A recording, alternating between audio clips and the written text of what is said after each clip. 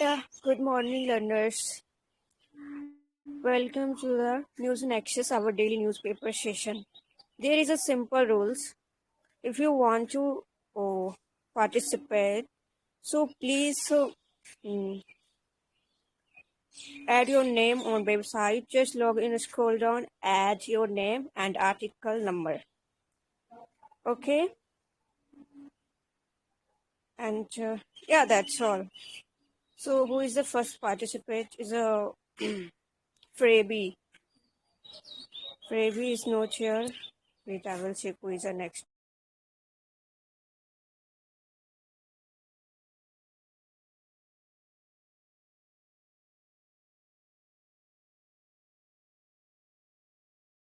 Sans. Hello, good morning. Yeah, good morning. How are you? I'm doing great. Hoping the same for you. Yeah, I'm doing good. Thanks for asking. So, tell me which article you want to read. This a social media ban will not save our children. It's 10. Article. Okay, okay. Article Okay, number continue. 10. Okay, let me check the other ones as well to find the better one. Outdating intelligence for their users, linguistic, cultural, solve Canadian from social media harms. After start boldly forward project makes. Yeah, undoubtedly mine was the best one. Let me check. So, can you explain me what we have to do in the newspaper Nexus? Do we have to read it and then we have to provide the summary, as I have heard? Yeah, that you can provide some vocabulary with article number in chat section. So, do I have to read this whole news? Yeah, Okay, sure. Let's do it.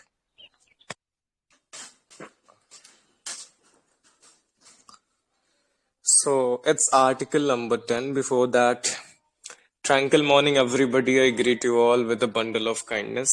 And we have this article, and it is related to the social media and how it is related to our children and the future of children. So, the title is A Social Media Ban Will Not Save Our Children. Am I audible? Am I audible? Yes, you are audible. Okay. On February 4, 2026, three sisters agreed 12, 14, and 16 ended their life in Ghaziabad, Uttar Pradesh, leaving behind their family and a country struggling to comprehend the horror. Preliminary police reports suggest it to be a case of screen addiction and parental conflict. Politicians, parents, and pundits have united in demanding swift action. The sentiment is understandable. When a child dies, we want someone to blame and sometimes something to ban. But beneath the fury lies a dangerous impulse to solve a complex problem with a blunt instrument that. Okay, where is it? It's too short. Platform of accountability while stripping young people of their digital rights. The evidence linking heavy social media use to harm the adolescent mental health is beyond speculation. While a few outliers exist in scholarly literature, many meta-analysis and systematic reviews identify small but consistent association between heavy social media use and increased anxiety, depressive systems, self-harm, and body image dissatisfaction among teenagers, particularly girls. While most of these studies have not been conducted in India, they still serve as a note of caution on the effect of social media use. We have another title, An Approach That Will Not Work in India.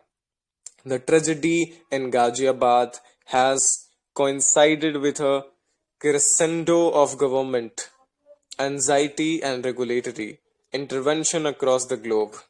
Australia has a targeted ban, who many in India now point to as a template.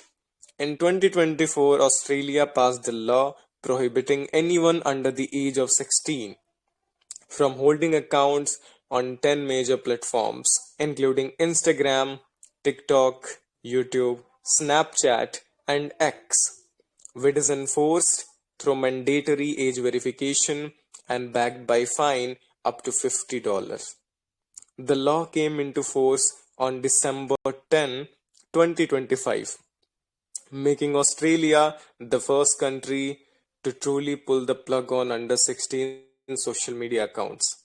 On February 3, 2026, the Prime Minister of Spain, Pedro Sanchez, announced plan to ban social media for those under 16, vowing to protect them from the digital Wild West and to hold executive criminally liable for algorithmic amplification of hate.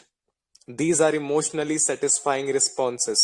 They also bear the familiar fingerprint of moral panic, as Stanley Cohen showed more than 50 years ago. When society fails to solve complex social problems, they are labeled as vilified folk devils and met with disproportionate symbolic crackdowns. India to copy paste this approach would be disastrous for four distinct reasons.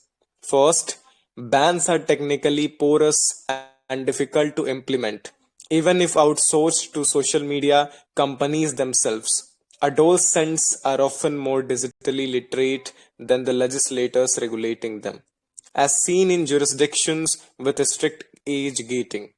Bans invariably trigger some mass migration to virtual private networks, or worse, push young users from regulated platforms such as Instagram to encrypted, unmoderated corner of the dark web where grooming and extremism thrive unchecked. Some forms of enforcement, if linked to identity verification, may also pose the risk of connecting every social media account with a government ID, creating a mass surveillance framework. Second, a blanket ban ignores the complexity of adolescent development.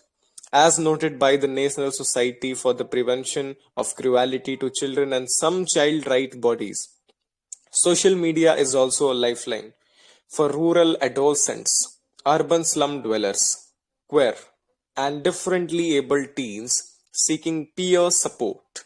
These platforms are often their only window to community where they feel seen. Third, this approach suffers from a severe, I'm reading it fast because it's too much, it will take a lot of time to finish. Democratic deficit in India. There is a chronic habit of making policy for young people without even speaking to them. Have we asked what they would like? Fourth, and most importantly, a social media ban will certainly calcify the gendered social inequalities that will prevent girls from lower income households, particularly young girls, from using the internet for their social mobility and charting their future. Data from the National Sample Survey shows that only 33.3% of women in the India reported having used the internet compared to 57.1% of men.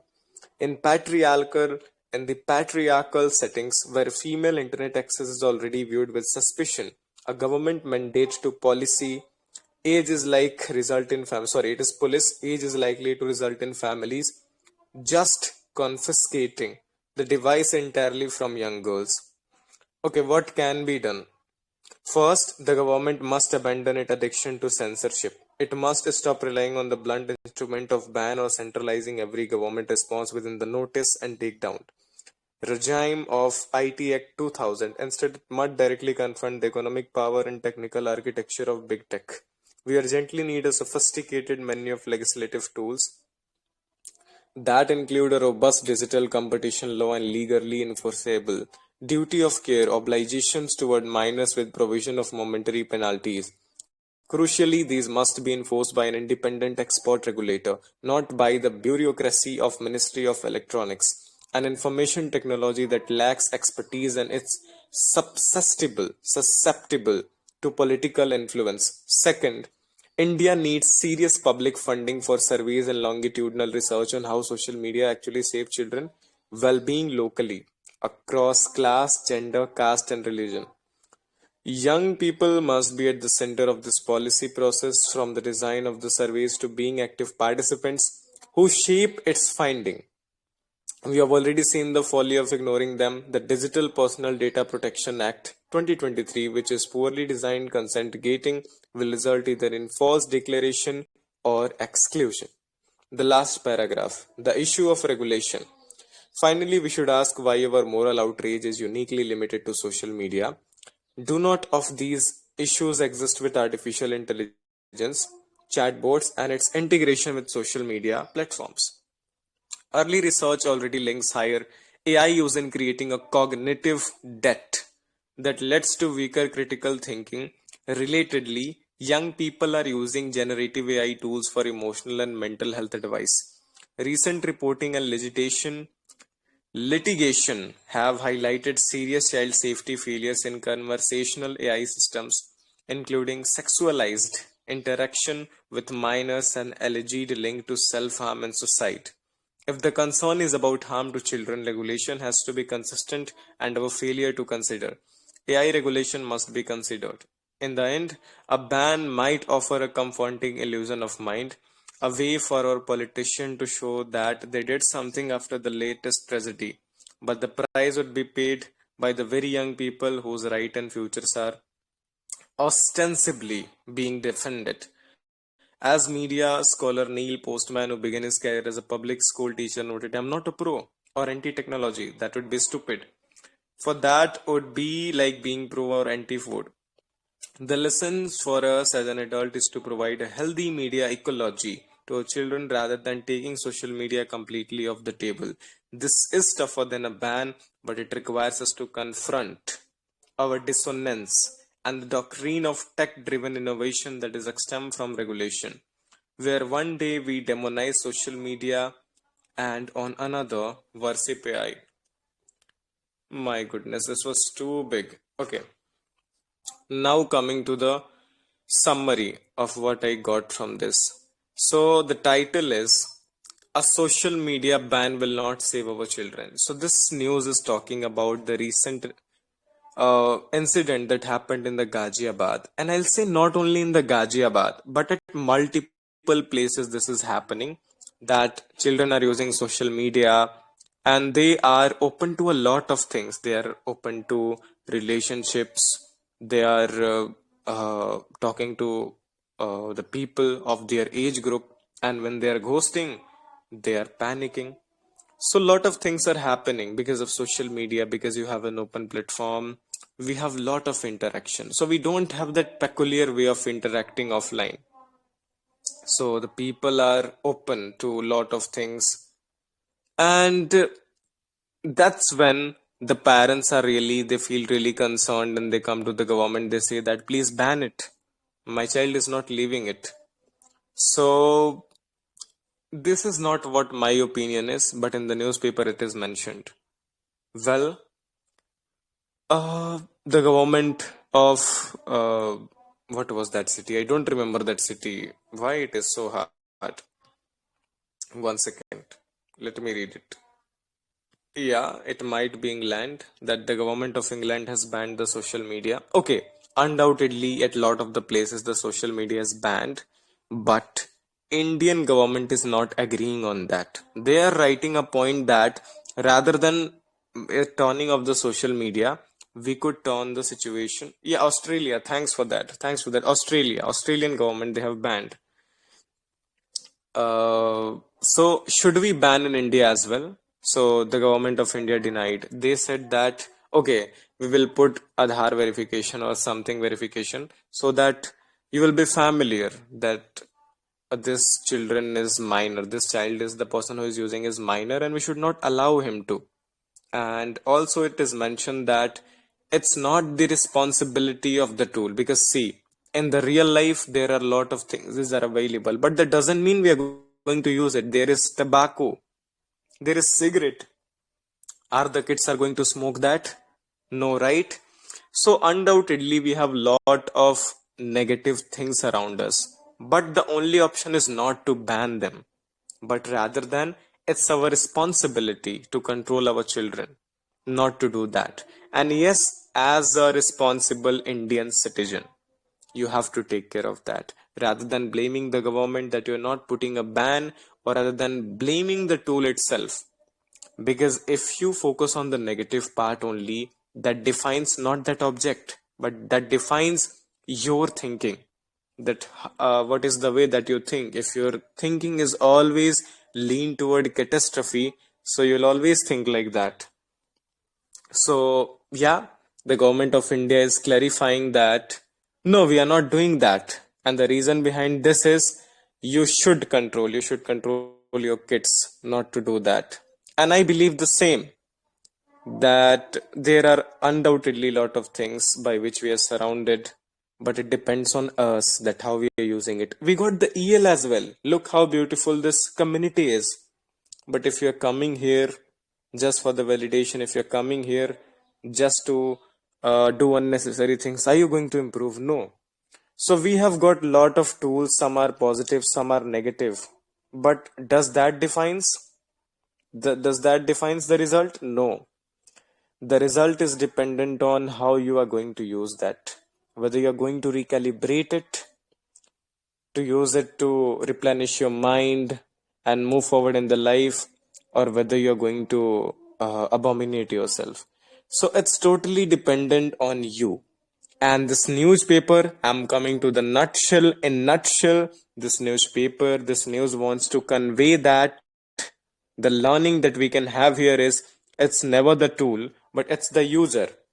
Social media is not harmful until and unless we don't give the access. We are using it, but I think most of the people, the social media is using them because they don't have any defined time. Yeah, they are like randomly opening social media, getting a notification, and then scrolling random reels. That's your fault. That's not the fault of government. That's not the fault of Instagram. Just because Instagram is existing and your kid is using it doesn't mean that is the fault of Insta. Yeah, it's clearly your fault. So rather than blaming the things, try to eradicate it from your life and try to use it in the right way. Yeah, that's all from my side. I would like to say, Siddhi. I hope it is clear.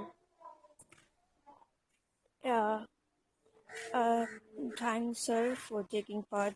You did a great, and your reading was clear, and your pronunciation is good. Especially, your understanding of the article was excellent. So that's nice. If anyone want to add some point from this article, so you can add. Okay, thanks for the Yeah, kind words, but let me tell you, I'm half asleep now, so I don't know what I said exactly.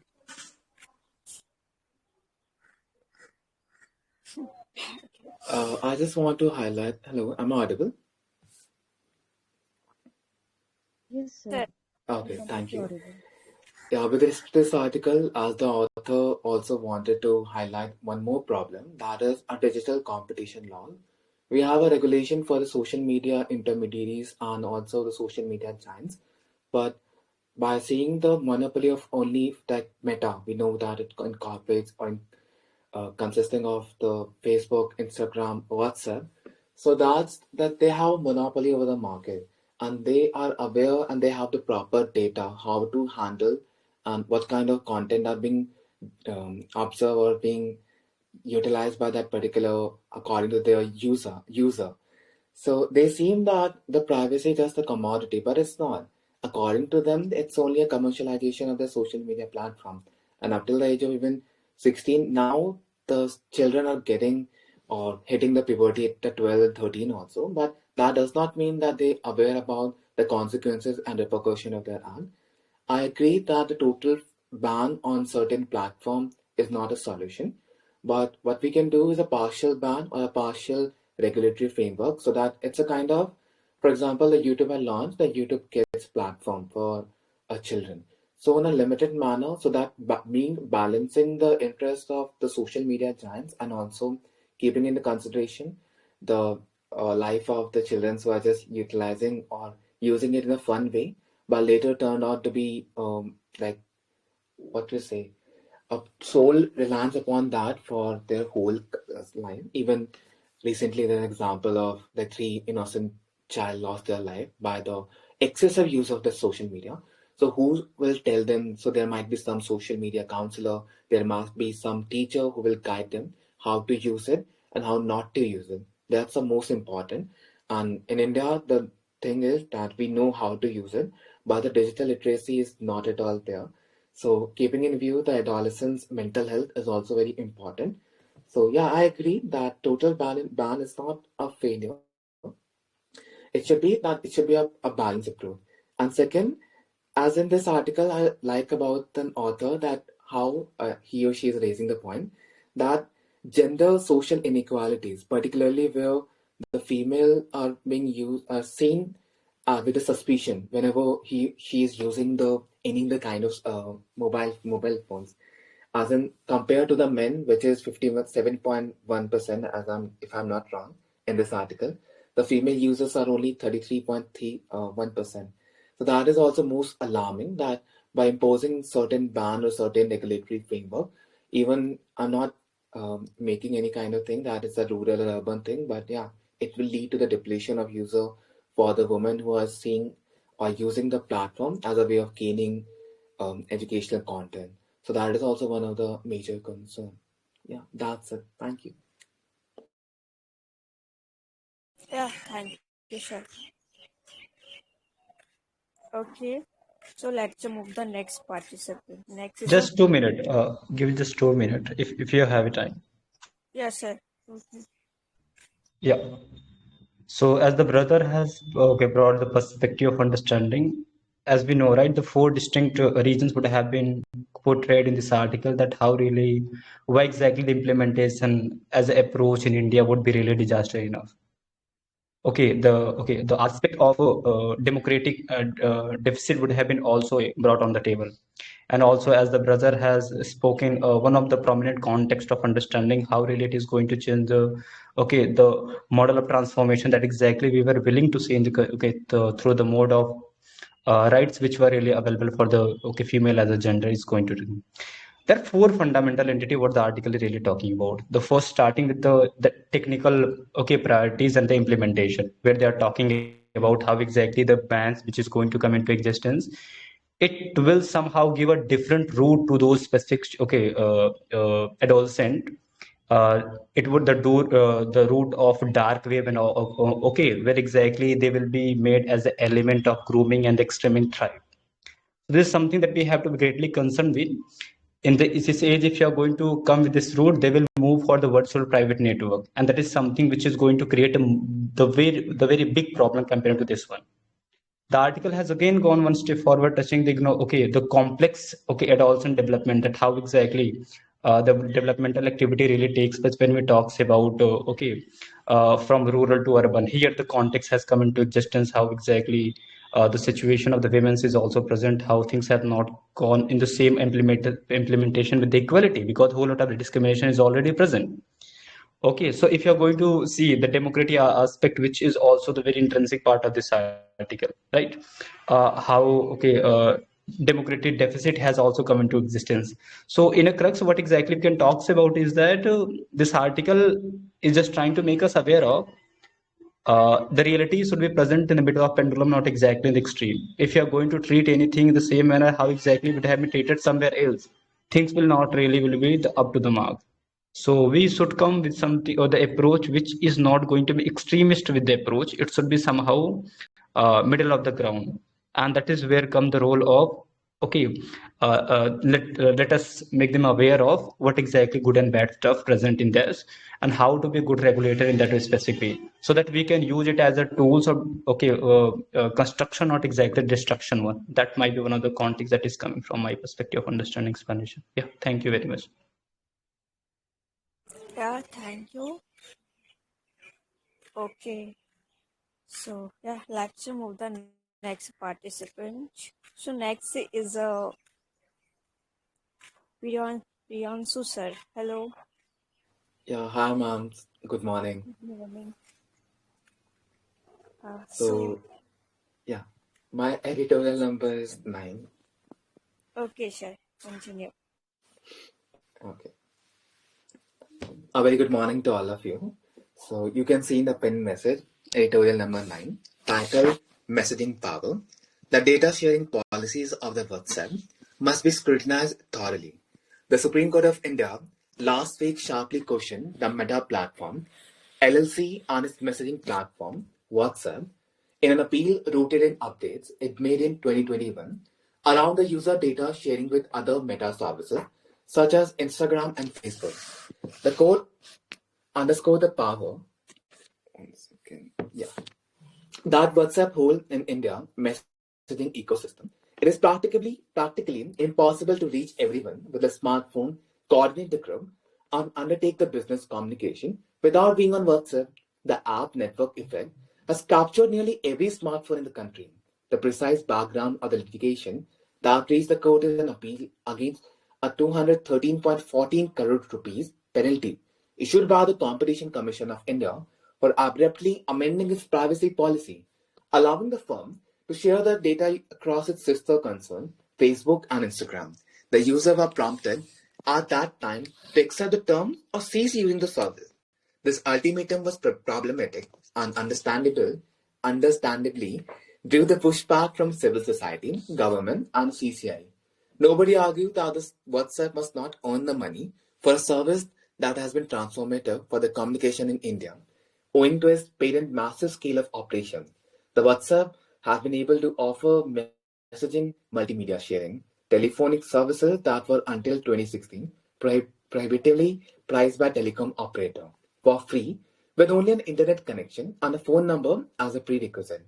The WhatsApp enthusiastic adoption of an end-to-end encryption also further a societal expectation for a secure communication as a norm in a country where a telecommunication has always been subjected to excessive executor-led surveillance.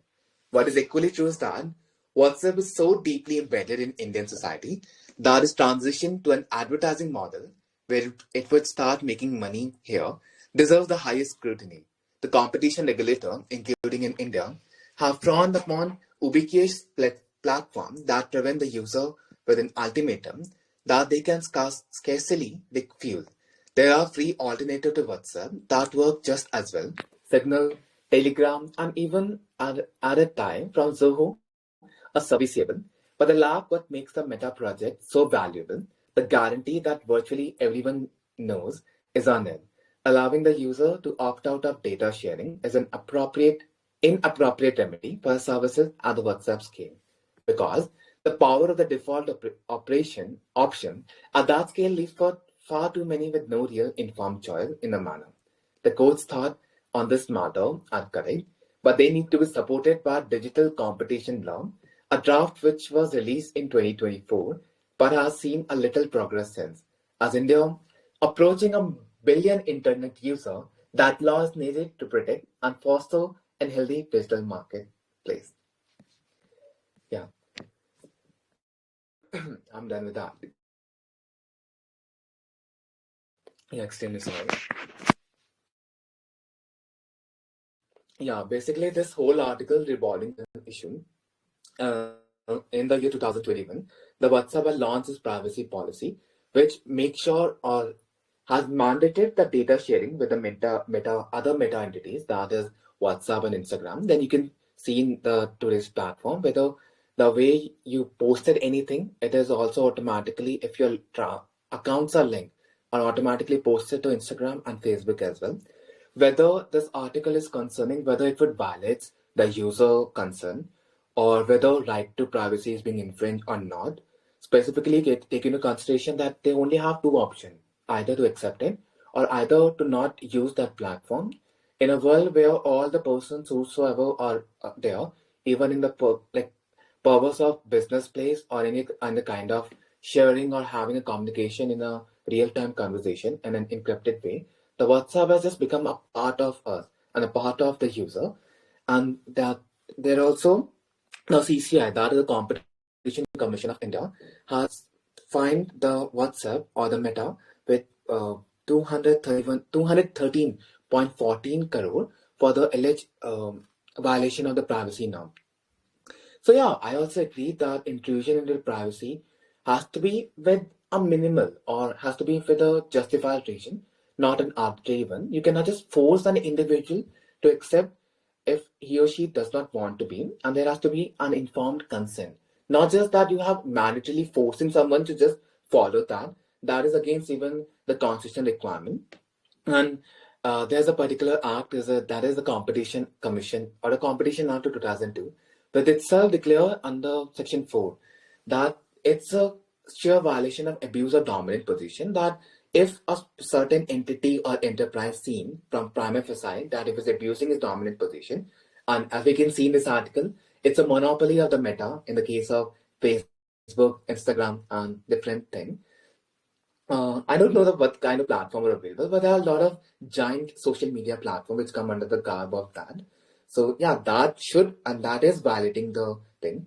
Despite we having a Telegram and different kind of alternative platform available, we know in the practical reality they lack in the social dependence. The people don't have that trust on faith relationship. I'm not discrediting or about the credibility or the veracity of the Telegram, but the people don't have that trust which they have on the WhatsApp, and the network problem or the network lock-in system where the WhatsApp is a more accessible to the normal person who's actually using it in the day-to-day networking or the messaging.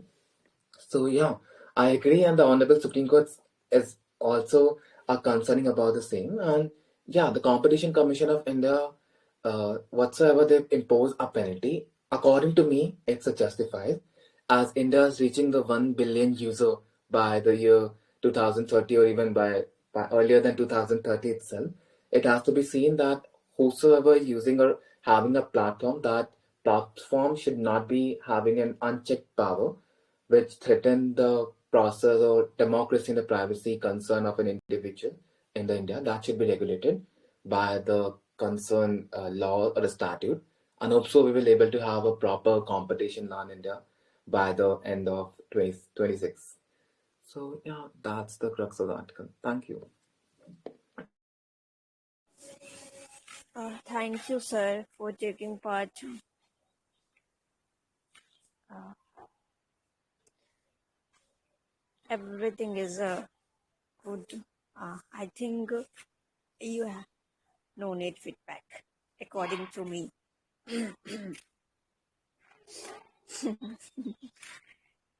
If anyone adds some points, so you can add.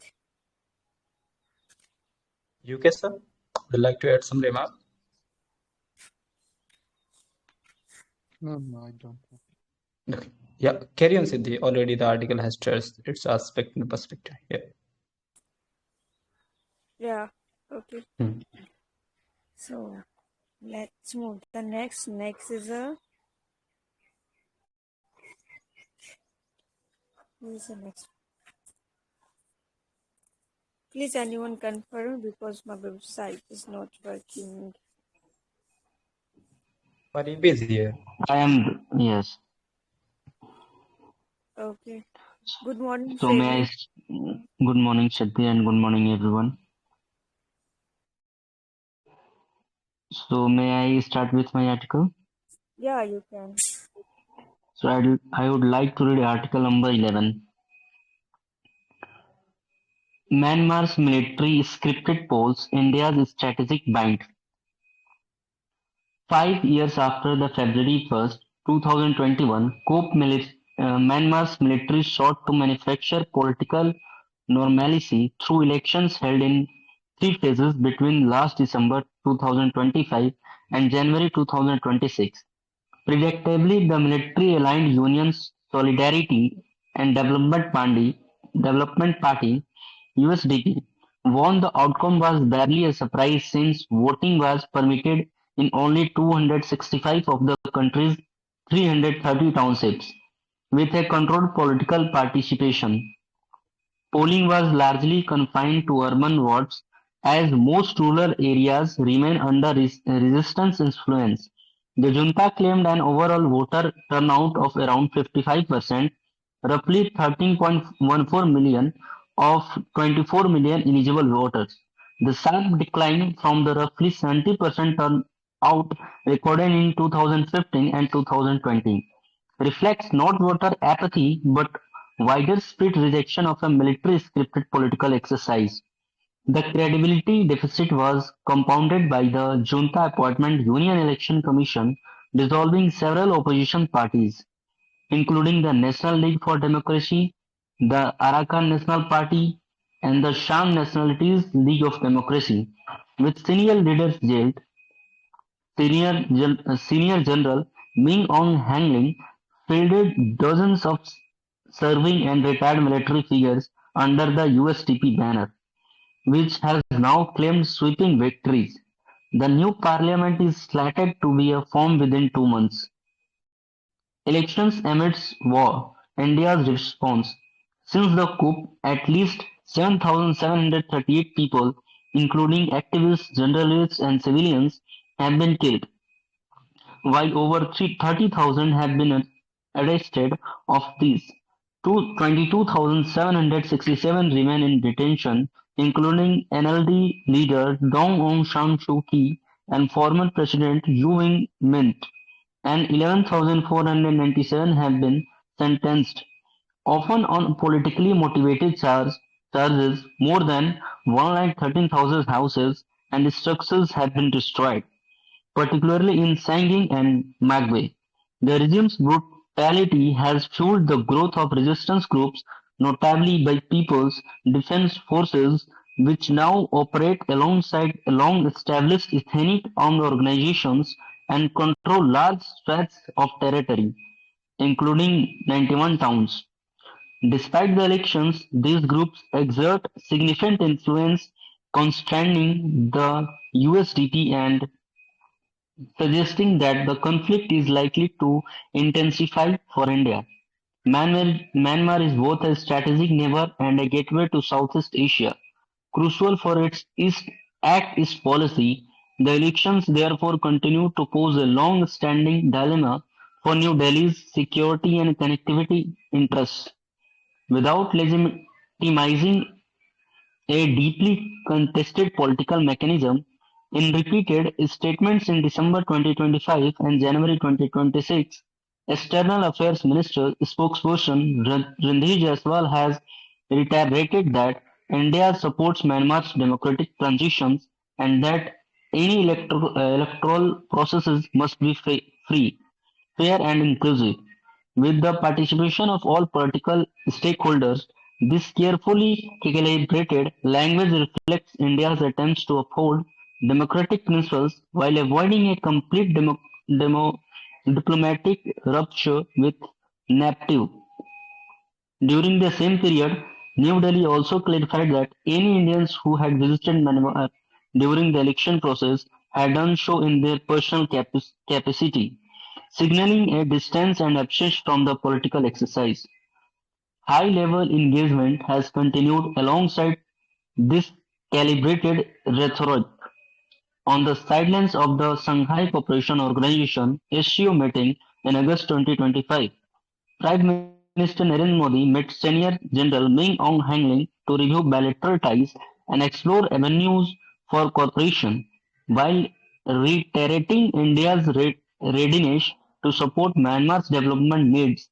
The Prime Minister also emphasized the importance of conducting free, fair, and inclusive elections involving all stakeholders.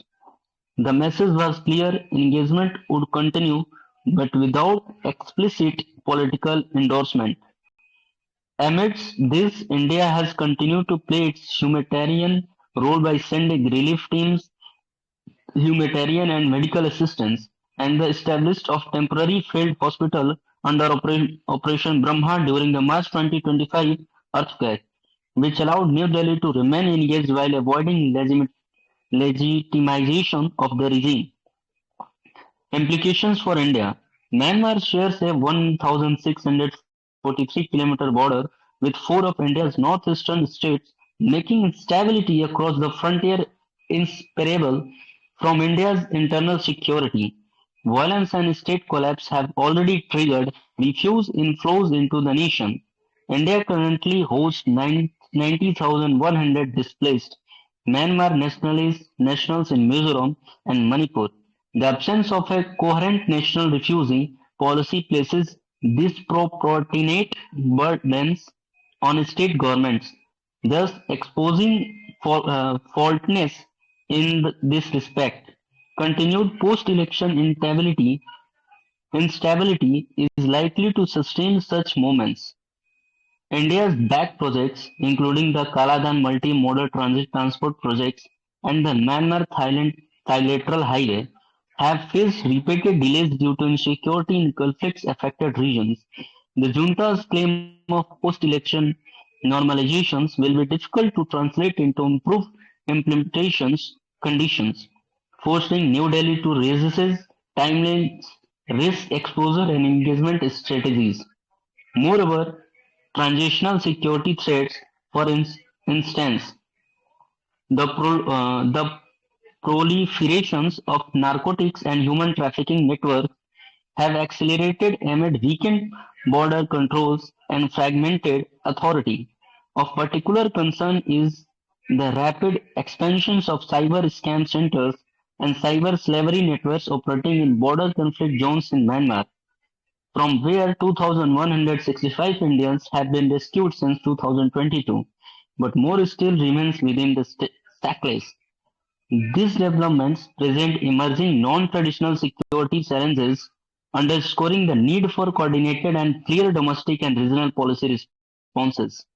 The path for New Delhi, as Western and regional blocs such as the Association of Northeast Asian Nations (ASEAN) refuse to recognize the election outcomes for now, it becomes essential for India to maintain its balanced approach.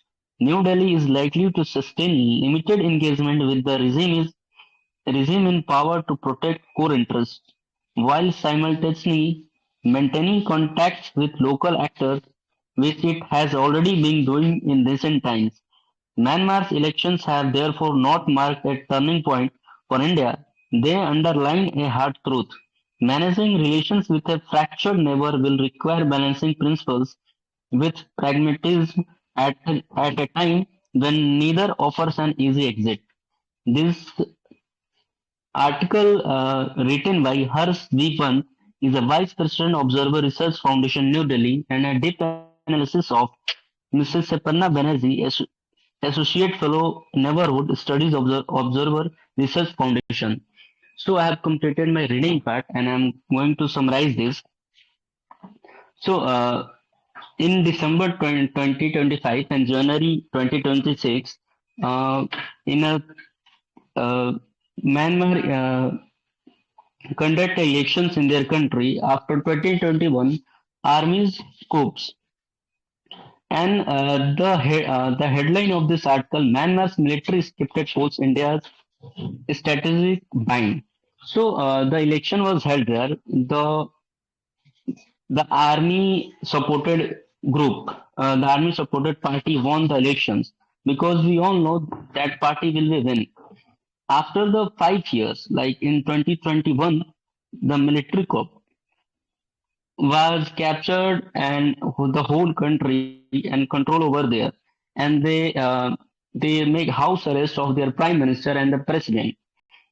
And also for this election is mentioning only out of 330 townships, 265 townships like permitted for the elections, and roughly around 55% people of Myanmar like participated in the elections, and the eligible voters of 24 million voters, roughly 13.14 millions are participated in that elections.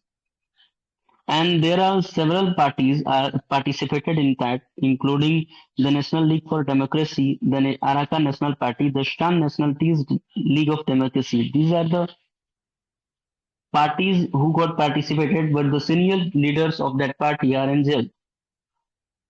And the many army generals who are participated in the election, which they already supported to the government. So they are on the banner. It means they are participated in the elections. So elections, here is the next part. I'm going to summarize this. What was happened in after the military coup in Myanmar?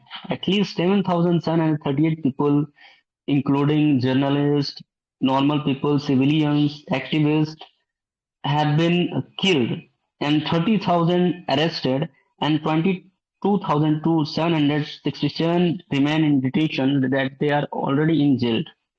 And many peoples are in like they got death sentence for that. And 1,13,000 houses and structures are destroyed at that time because of the um, military coup and the war, the civil war between them. And that regime before that, the election also, for if you saw the Myanmar history after they got independence from the British rule in 1948. First they govern a uh, um, Democratic Party, and they win. But for the civil wars and the war between them, because they are Myanmar has also many scheduled tribes communities because they are fighting to each other. So for the foundation of that country is also weak. First they got in democratic, and after that military coup was there in I think 1968, and they block all the things and they make their country as a like as a not they are not in the world after the military. And after in 1990s many protests are there for the democracy, but that democracy was joined by the military. And 2015 they have a democratic party, and the prime minister of that country, which was in house arrest right now, she won the elections. But after that again military coup was there. So after the independence, Myanmar is a very unstable country because only having the power is military. And in the 2025, our external minister, spokesperson Randhir Jaiswal, he is mentioning that it is very necessary to maintain relations with Myanmar and having a democratic party there, because we all need a good governance in Myanmar because it's our neighboring country. And in the ASEO meeting, Shanghai Cooperation meeting, and the ASEAN meetings, they met their generals and they're discussing with the parties. Because if the Myanmar not held these elections after 5 years, like any of the country, like India or China, they will attack on the Myanmar and they will capture this. Because I heard this, and many geopolitical analytics are saying that it will not happen. Any country will attack on them. And also, like we share 1,643 kilometers borders with the Myanmar, along with our states like Mizoram, Arunachal, Tripura. They are sharing the borders with the Myanmar, and many Myanmar refugees are came to India, and it is not good for our national security. That's why it's backing them their homes, like, and the trafficking of people and the drugs and the illegal guns are happen with the border with the Myanmar, because China is there has a big influence in the Myanmar because he wants to access the Bay of Bengal to support by the Myanmar because he needs trade in that region. He wants to military bases in Myanmar because to control and over the India's and seize the India's. Okay, so it's very important for us. And also for the New Delhi nations, it's we have a pact with Myanmar and Thailand that we have a plan that we will make a road. We make a international highway for that it goes directly to the Thailand. So it's good for us that we can for the trade and the other deals that will not take a flight and anything. We will directly go to the Thailand with that and will access the other countries near the like Indonesia, Thailand, and Cambodia. So it will boost for our trade, but it will not happen because the military coup. So this is all from my side. This is so long and I have completed this. So if anyone can there add their thoughts, so they will share this. Okay, am I audible? Yes, Yes, ma'am. Satya, I would like to add 1 or 2 points. You can follow me, okay? Okay, okay. So, as Farabi already read the whole article, I just want to acquaint with some reality in the Myanmar, and Farabi explained it so beautifully, by the way. I won't repeat the point, otherwise it would be the duplication of the work then only. You know, I'm just acquainting with the reality of the Myanmar and that what should be the realism in the case of the Myanmar, as the article is also accentuating on those particular points, right? There is a junta rule, and I think you all are acquainted about this fact very well. Junta rule means military rule, and military is controlling the country. But what is the reality in the Myanmar? We also must understand. And by the way, they are talking about the election. We know that, this is not the election, just travesty on the election. They are rigged and meddled election, we everybody know. And, mostly controlled by the China because there is a huge influence of the Chinese in the Myanmar. They are just holding the election to portray that, oh my God, how democratic they are only under the pressure of some Western forces. We know this. But what is the problem in Myanmar? A very huge part of the Myanmar is out of the election because there is this protest between the military and some rebellion group. You might have heard about Arakan Army, as the article is also talking about TNLA, NDDA, something like that. There are many rebel groups, right? And what is the problem? A huge part of the Myanmar is controlled by these groups as well, who are fighting against the military. So it's not even possible to conduct the election in such areas. So which means that the democracy has been snatched from the people residing in those areas. If they are talking, sorry, I'm getting a call. Satya, you can carry on. Okay. So I would love to take just one extra minute. The reason is that one of my brother is the point of disagreement that we are speaking through the very fast and furious way. So in a simple and nutshell, the article is providing us the details, right? How exactly the political situation in Myanmar, which is following since 2021 coup, and subsequently has come with the subject of okay, how it is going to influence our relation as one context.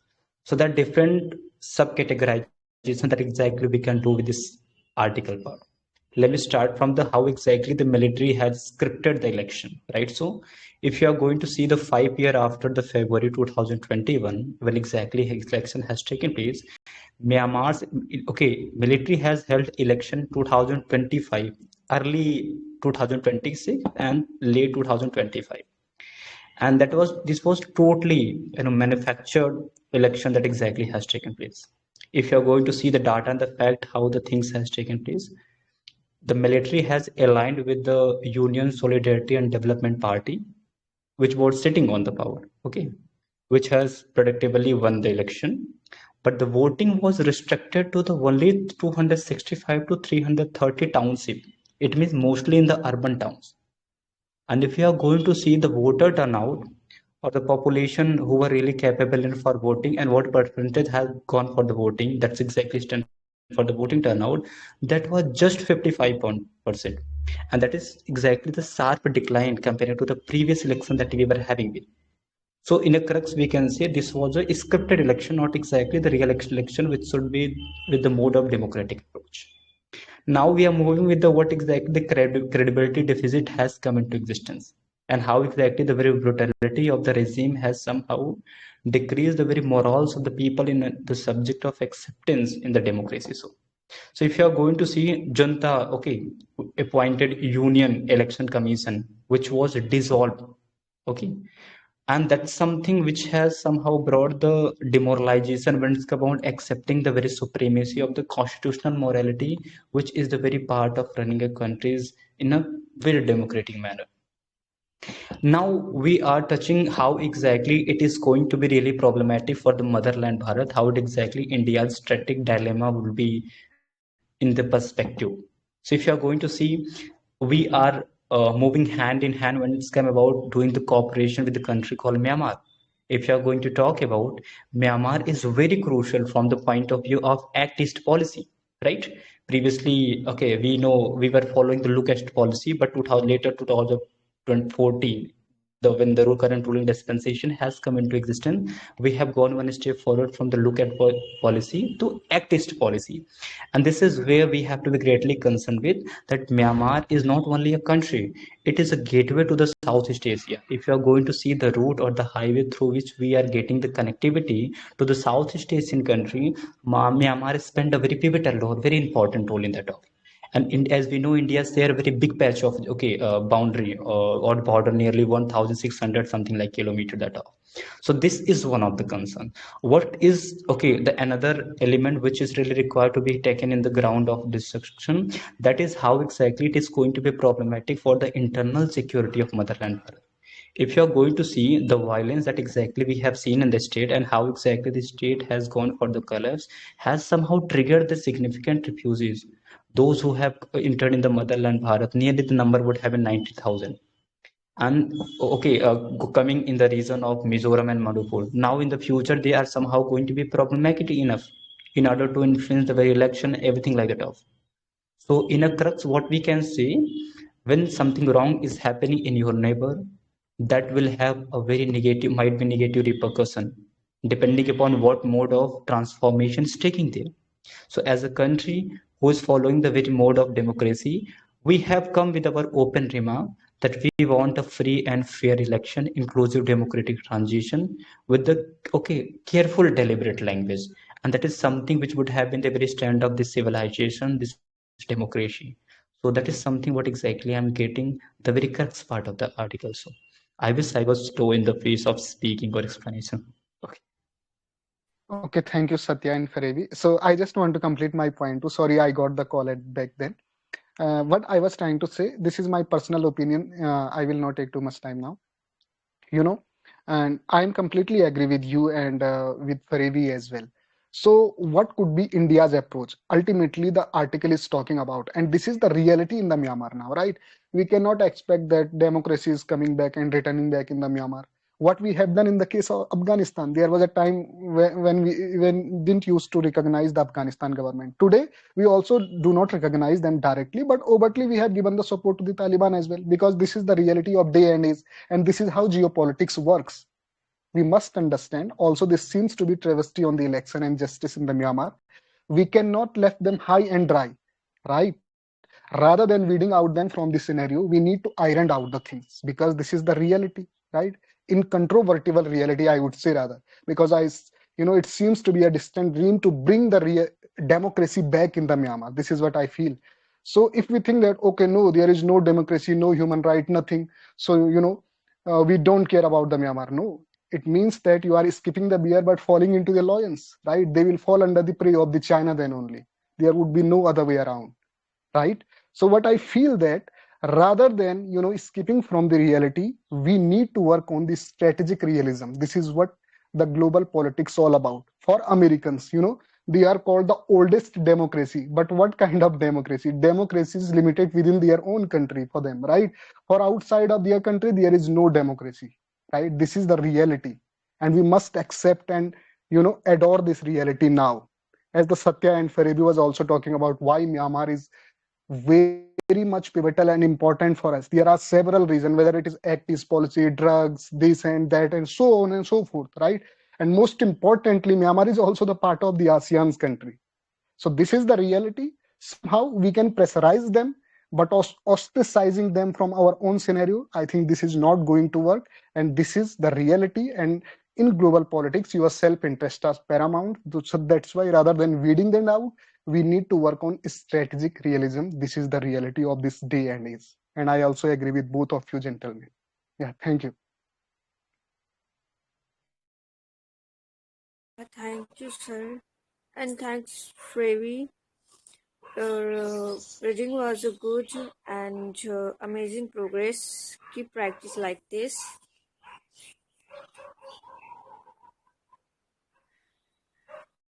Okay, so yeah, let's move the next participant. So next is a UK share. Oh, Sorry, my turn Zayam. has this. Yeah. Okay. One participant. JM, are you there? Yeah, Yeah, JM is mutual. you're Yeah, sir, asking me. continue. No, JM, Oh my JM. God. Yeah, so UK, sir, continue. Okay, so GM is not the Asiddhi. Sodai. Yeah, yeah, he's no chair. Okay, okay. Actually, I chose the one article related to Iran and US. So let me get that article.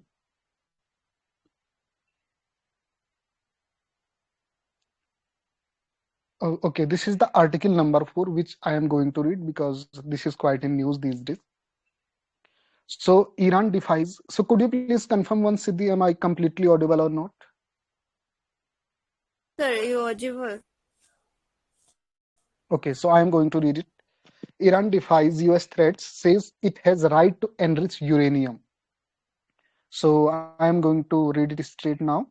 Iranian Foreign Minister Abbas Araghchi on Sunday ruled out Tehran ever giving up uranium enrichment in its negotiation with Washington, insisting it will not be intimidated by the threat of war with the United States. Mr. Araghchi told a forum in the Iranian capital that Tehran had little trust in Washington and even doubted that the US side was taking renewed negotiations seriously. Why do we insist so much on enrichment and refuse to give it up, even if a war is imposed on us?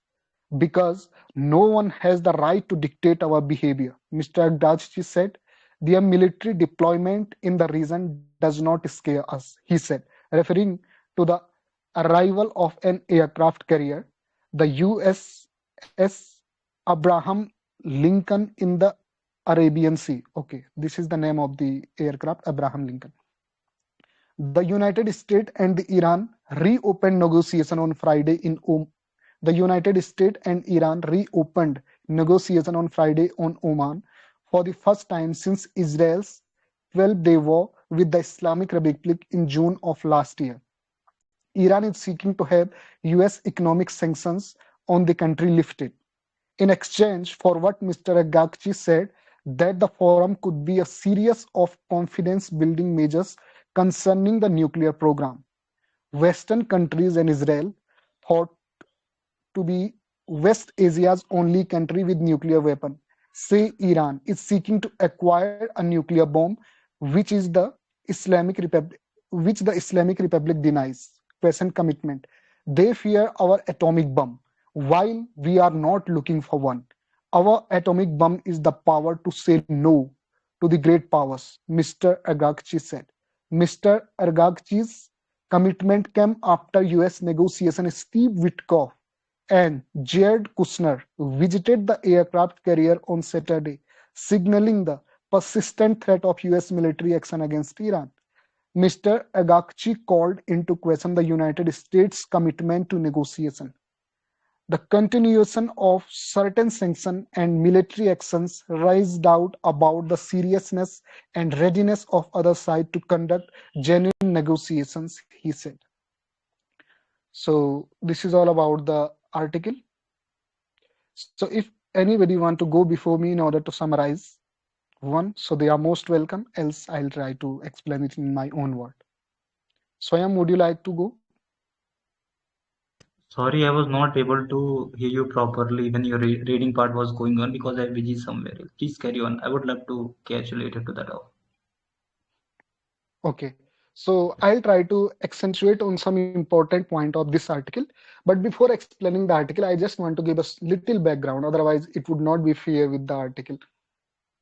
You know, so basically, if you are aware about the situation, what is this nuclear bomb, why they are enriching the uranium, and what sort of sanction they are talking about, what was the, erstwhile deal between US and Iran. So I'll start from the era of the Barack Obama. Basically, that was his second tenure. Because what is the problem in the region? You know, they have this fear, especially the fear is in the mind of the Western country that Iran is somehow developing the uranium, enriching the uranium.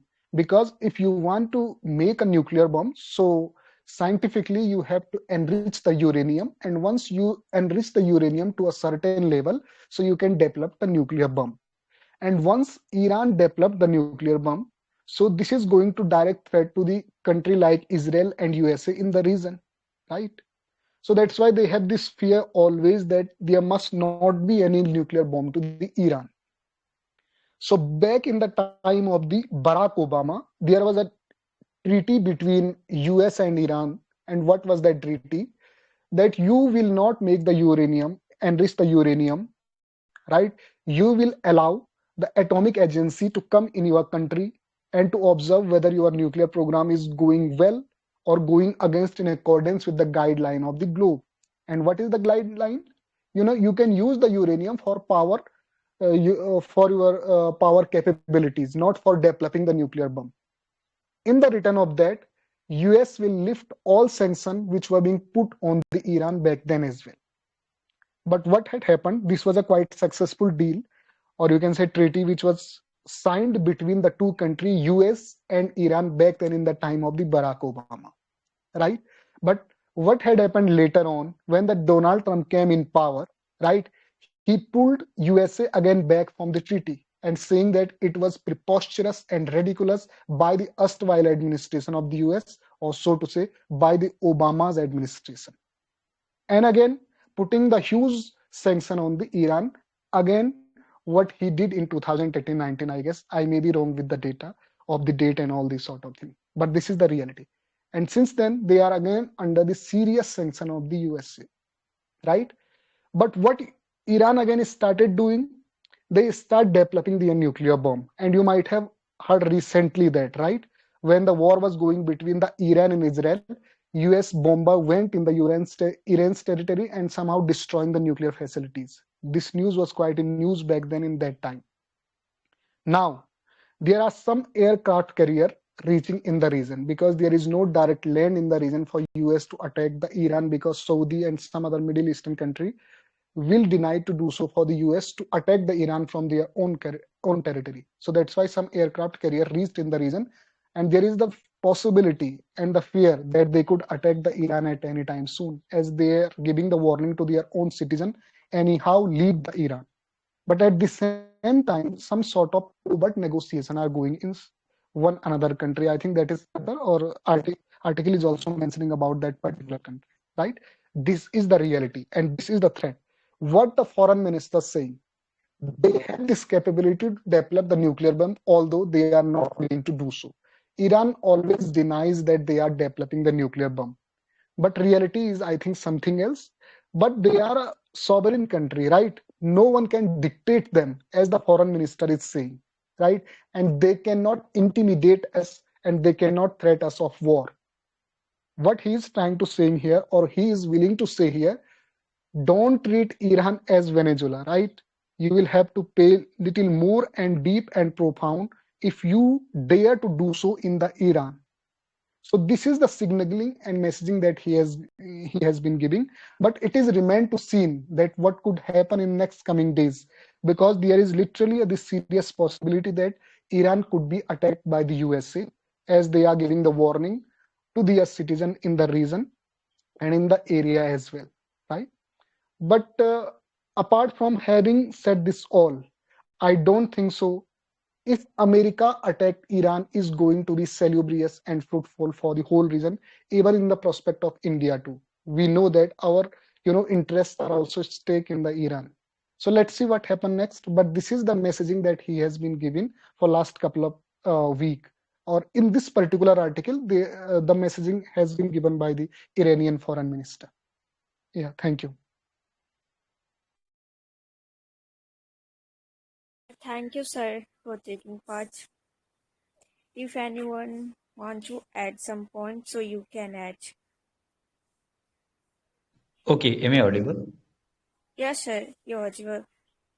Okay, so I will not go out of, okay, exactly. The brother has touched the different dimension of the geopolitical aspect.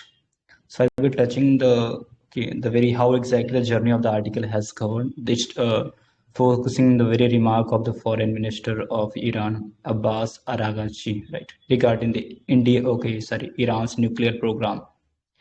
If you're going to see the perspective or really the stance of the Iran when it's come to the enrichment of the nuclear one, so it is saying that we have the full rights and liberty to take our own decision when it's come about enriching our nuclear program.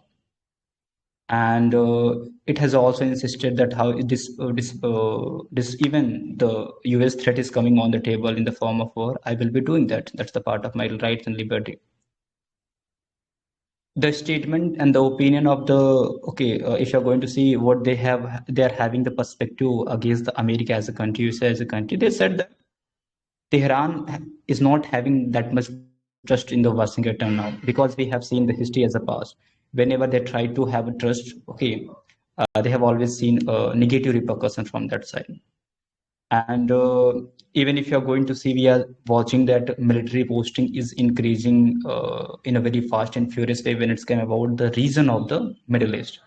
And one of the remark has also come from the foreign minister side that exactly the arrival of USS Abraham Lincoln's aircraft carrier. Okay, that's what exactly the brother has pointed out is giving us or preparing the ground that in the future such types of problem can come into existence in the form of attacking in Iran, right? So if you're going to see the perspective how exactly the nuclear intention has come into existence, what the perspective of the Western countries have been in that, and what perspective of the Israel would have been.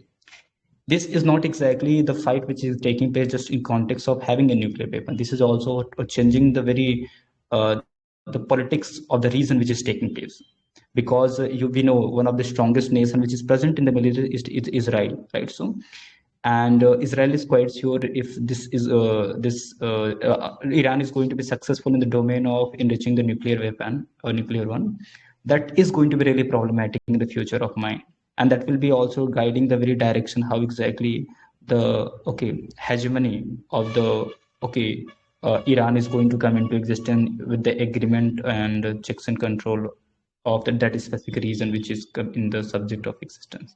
So in a crux that is required to be taken upon, we have seen a series of sanctions that the country has witnessed, even though it is showing its bounce back approach. And there's the chaos which is already present there. That in the future we can see attack from the US side, as the brother has spoken already.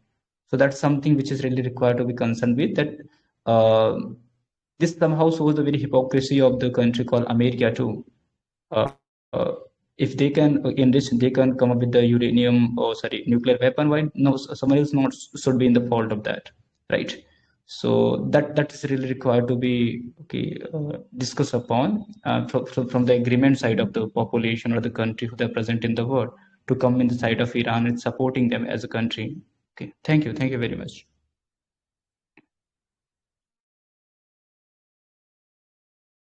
Thank you, sir. Okay. Sikha ma'am. Hello, Sikha ma'am. Hi. Good Good morning. ma'am. How are you, ma'am? I am great.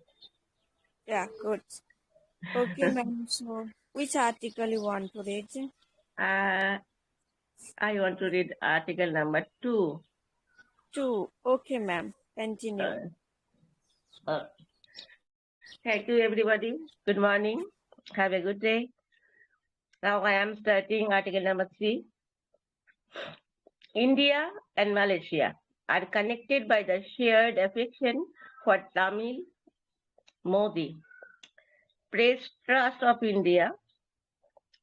Prime Minister Narendra Modi on Sunday said that India and Malaysia are connected by a shared affection for Tamil, underlining the strong presence of the language in education, media, and cultural life in the country. Malaysia is home to nearly 3 million people of Indian descent, the second largest in the world, with an overwhelming majority of Tamil origin. India and Malaysia also connected by shared affection for Tamil language. In Malaysia, the strong and vibrant presence of Tamil invisible in education, media, and cultural life. Mr. Modi said while speaking to press person on the concluding day of his 2-day visit to Malaysia. I am confident that today an audiovisual agreement will bring our hearts even closer through films and music, especially Tamil cinema, Mr. Modi said. Earlier in the day, Mr. Modi pointed out that his Malaysian counterpart, Anwar Ibrahim, is a big fan of MGR, just like several of us in India. As a song from Tamil actress movie, Nalai Namathe was presented during a lunch hosted for the Indian leader.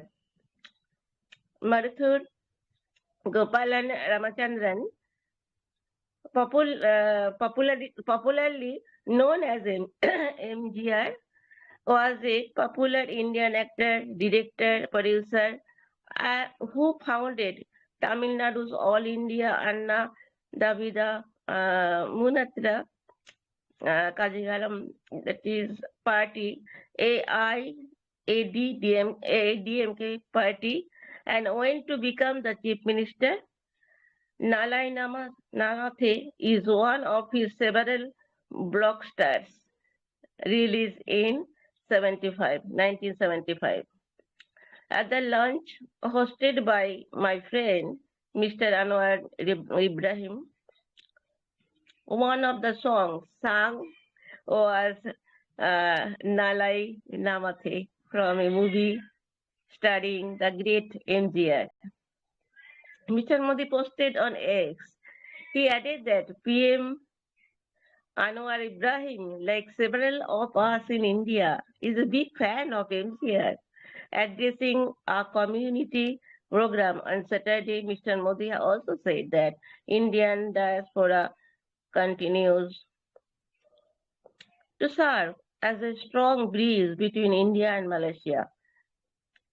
He said that inspired by this history, India has established the Tiruvallubhar chair at the inner city of Malaya and would now set up a Tiruvallubhar center to further strengthen their heritage. That's all. I am now going to summarize this. This article is about India and Malaysia are connected, close, and shared by the shared affection for Tamil. And on Sunday, Mr. Modi and Malaysia's Prime Minister Anwar Ibrahim, who has been in the picture, is there during a press conference in Putrajaya, Malaysia. In this meeting, Modi told that recently more than 3 million Indian people are staying there. It's the second largest in the world, and an overwhelming majority of Tamil origin.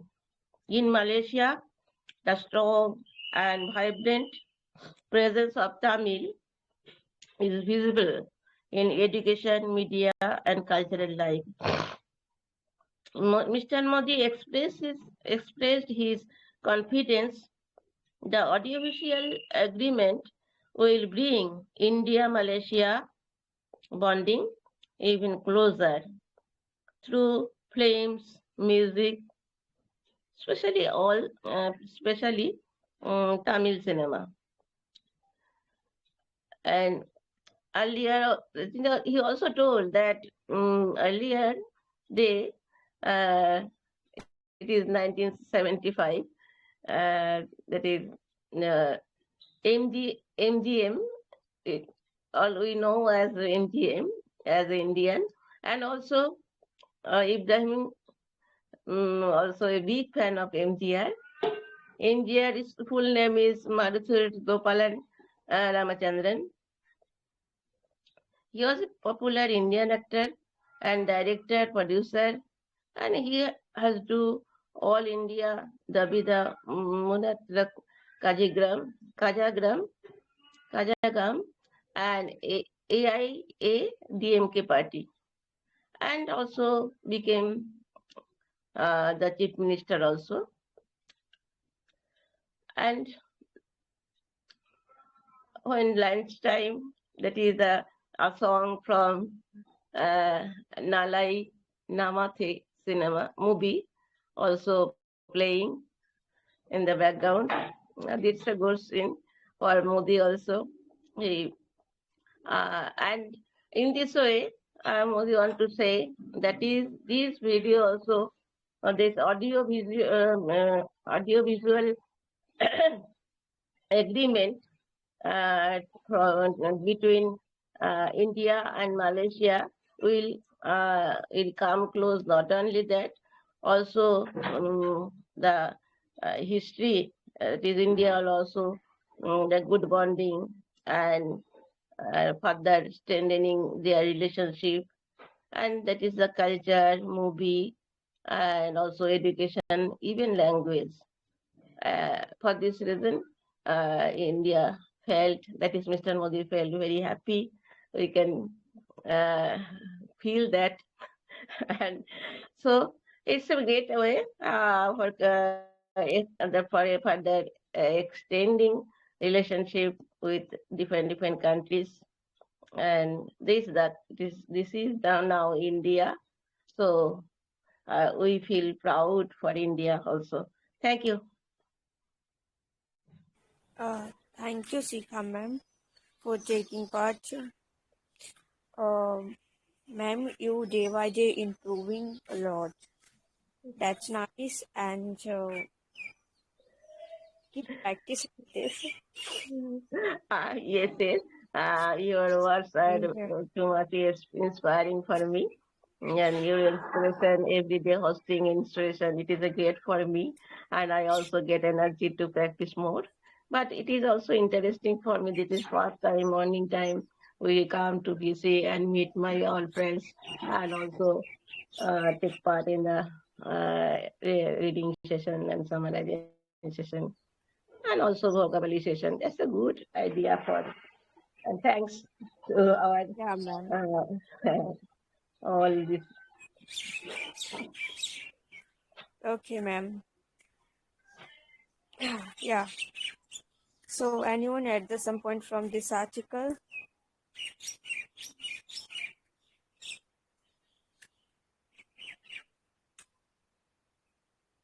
Okay. So let's move the next. Yeah, next is Utkarsh Priyadarshini. Hello. Hi, Siddhi. Very good morning. How are you? Yeah, good morning. I'm doing good. Thanks for asking. So, which article you want to read? It's article number 7. Okay, Shiv. Okay, carry on. Shivya, you want to say one thing, one sentence? That is, you are Yes, feeling ma'am. well because your voice is now clear and you are getting rid of that is from cold also. So I am asking you again. That is our now we are feeling. You are feeling great, I think. And no, ma'am. I'm good. Thank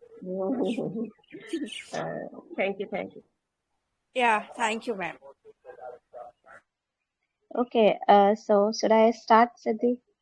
You can. Yeah. So, very good morning, everyone. I'm going to read article number 7 on thin ice. Why does Thwaites Glacier matter? Okay, this is the question. Why does Thwaites Glacier matter?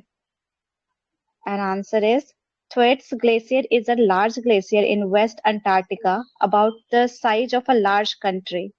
Scientists have often called it the Doomsday Glacier in the media. It is one of the most important places on the Earth for those trying to understand how sea levels will rise in future. The glacier sits on land that slopes downward as you go further inland, dipping below sea level. This is important. Warm ocean water is known to flow under the glacier's floating edge, that is, its ice self, and melt it from below.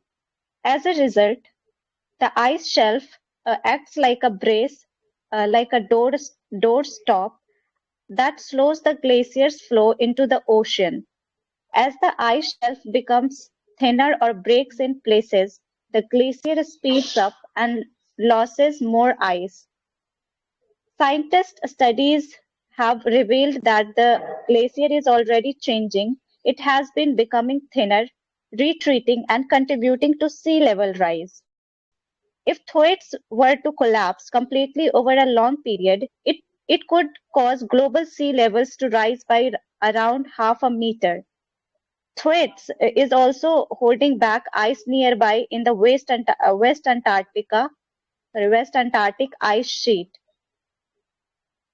If it weakens beyond a point, other glaciers may lose ice faster as well, further increasing sea level rise. Higher sea levels will cause coasts to flood more easily, worsen erosion, increase storm surges, and threaten cities. Low-lying islands and ports. While Thwaites is far from most lived areas, how it change will affect people worldwide. Okay, I'm done with the reading part. Now going to summarize this article. So this article is talking about Thwaites Glacier, which is in it is in west. It is one of the larger glacier in West Antarctica. It and its size is about it's kind of uh, size of like it's large as a country, a small country maybe, and also the scientist is concerned about this glacier because we know that the pollution is increasing day by day, and due to that pollution increased by manufacturing sectors or even human activities are creating increasing air pollution or many pollution that like that emits carbon dioxide, methane, or the gases that absorb heat. So what are the consequences of that? So consequences will be threatening, right? Like glaciers, many glaciers that is going to melt uh, as our global temperature will rise. So here the Thwaites Glacier, that is also one of the concerning topic because it is melting day by day, and it's kind of creating impact on although it's very far away from the populated area, but the concern is that it is mentioned here, ice self, that is also called as brace, uh, that sheet like ice sheet. What will happen due to that average global temperature rise? That sheet started thinning. Okay, so that when that sheet will started thinning, then glacier will be that ice it will move faster, and it will lose more ice. So ultimately, that will going to rise the sea level. So it's very dangerous because once sea level will rise, then it can collapse. It will dissolve nearby places. So it is very much a concerning topic, like how like we human or the things are increasing global temperature, and due to that our whole nation, not we know our country is blue planet, and here water, there is lot of water, I guess more than 70%. So due to that, that will increase the sea level, and ultimately it can, that will, how much it will increase, it is like here mentioned, half a meter. So it can rise half a meter sea level, so it will dissolve nearby places, and that is very much threatening for us. So yes, this was the it's all about how it's going to impact the countries around it, and how we people are responsible for it, the glacier are melting due to that global temperature rise. So we need to take a step towards it, although there are lots of government steps has been taken, but it should be implemented at individual level as well, so we can control it. Yeah, I'm done. Thank you so much, Siddhi, and everyone for listening. Thank you, Utkarsh, for taking part. Yeah, your reading was excellent and summarizes also well. Uh, okay, so almost all May I add participants. one point to this Yes, sir. article, Siddhi? Only one or Yes, two sir. points. Sorry for that. Sorry. Yeah. Yeah, thank Yes, you. sir, you Thank you. can. And by the way, thank you to Utkarsh as well. She brought up this beautiful article today, because these sort of news are like an elephant in the room. But we must talk about those. These elephants need to come out of the room. And especially when it comes about the climate change. This is directly the case of the climate change, right? And we know that what the contribution that all across the globe we are having towards the climate change. This is literally a travesty on the justice of the climate. But having said that, what the article is talking about, whatever the name of this, sorry if I'm pronouncing it wrong, Thoughts Glacier or something like that. Okay.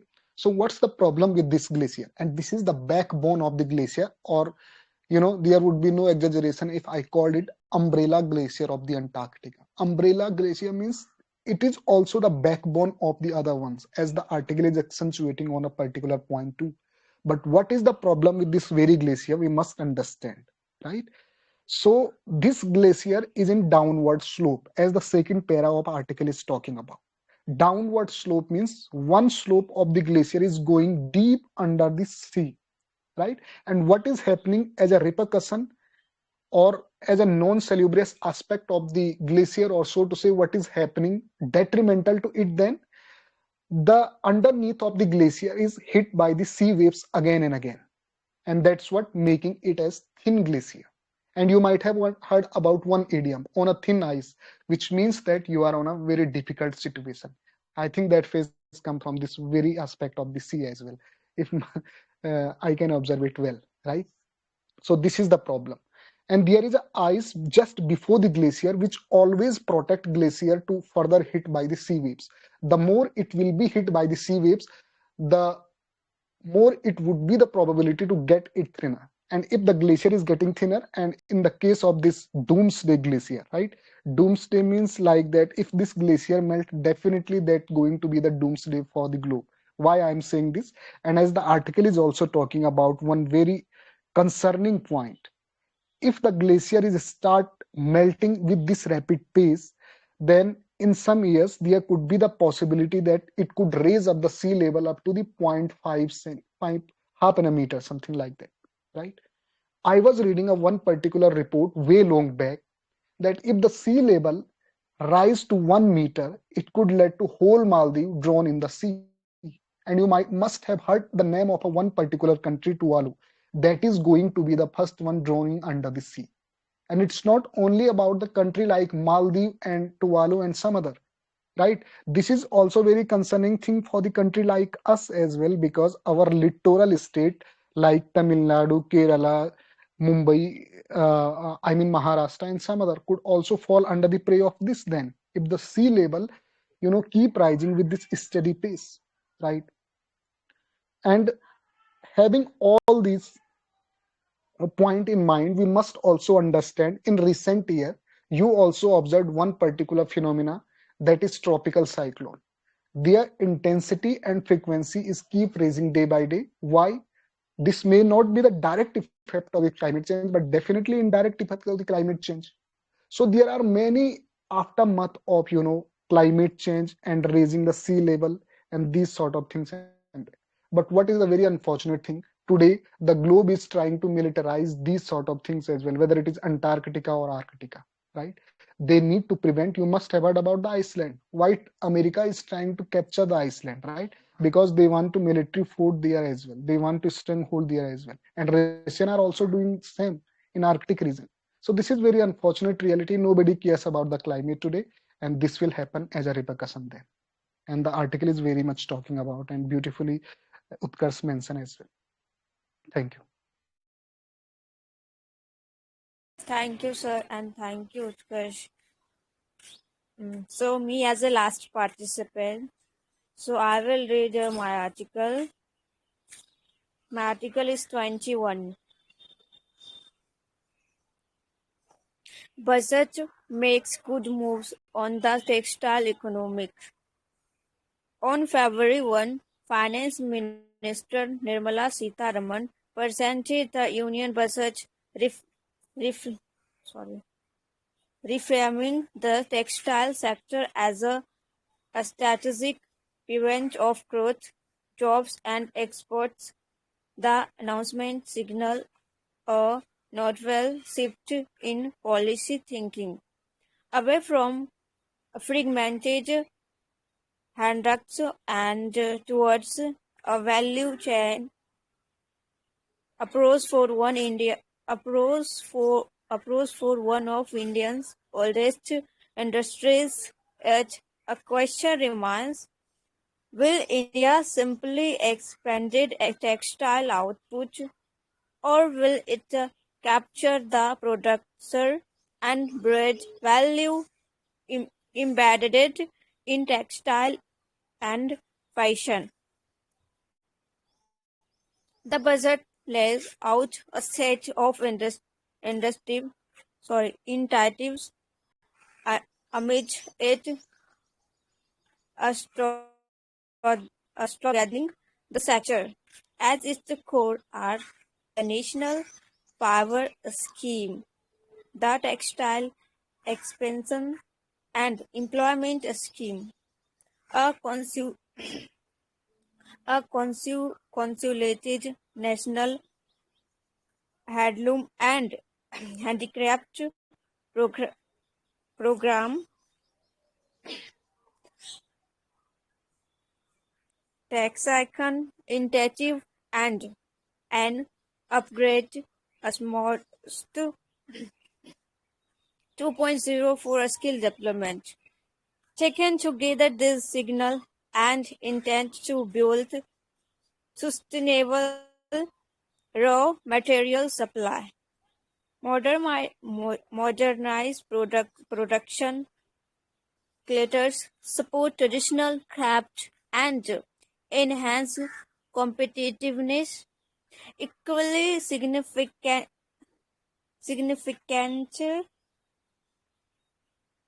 is the launch of the Mahatma Gandhi Gram Swaraj initiative, designed to strengthen khadi,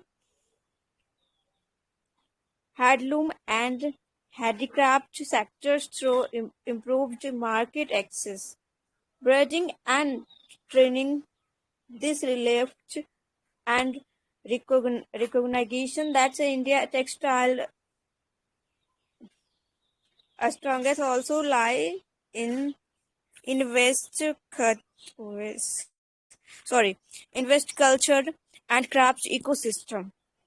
The proposal to establish new mega textile parks in challenge mode underscore the push towards a scale and infrastructure. This homes to consolidated manufacturing, reduce logistics cost, and encourage value additional. 4 years, government support for textile was marked by disaggregated scheme addressing isolated bottlenecks. Budget 2026 by contract attempt an integrated blueprint linking fab production, manufacturing capacity, attrition, livelihoods, skill development, and export ambitions. This is where the gaps matter more now. The first concern value creation. The budget remained largely silent on distinct brand ownership and creative authorship, the elements through which the global fashion economic generates disproportion are value. Without attention, India risks reinforcing its role as a cost competitive supplier rather than emerging as a value setting player. A related gap lies in the forming of skills. Samara 2.0 rightly emphasizes workforce modernization, but skilling a still large imagine in operational terms. What remains underdeveloped is the collectiveness of creating managerial and system level capabilities.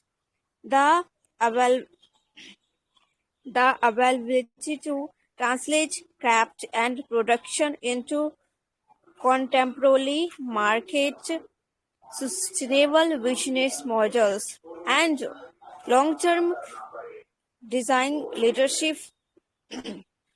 Third, arrestations, inclusion factors prominently income secretary and pricing power remain undersolved. A structural challenges persist from entered supply China's inconsistent quality standards and big big bringing power without mechanisms such as accelerated procurement, transparent pricing, quality gratification, and direct market platforms. Attraction remain valuable. Finally, the trend environment presents both opportunity and risk. Deals could expand market access. At the same time, exports face intense competition for countries such as Bangladesh, alongside factoring tariffs and tightening compliance norms.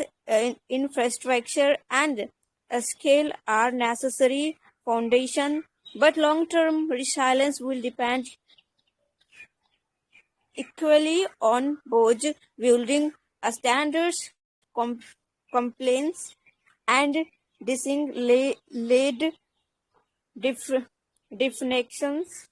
The budget marks as a turning point, but not a culmination. It reflects mentoring policy imagination that trade textile as a center to India economic and social fabric. That the next phases, however, must move by one making more towards valuing better. So the writer is a associate professor and program conductor for fashion. So I have done my reading part.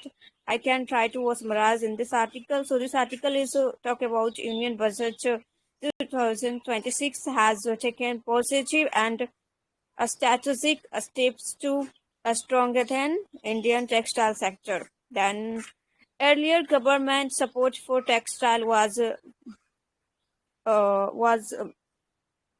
fragmented and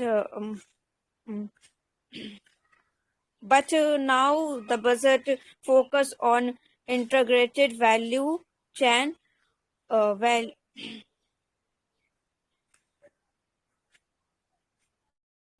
value chain, and the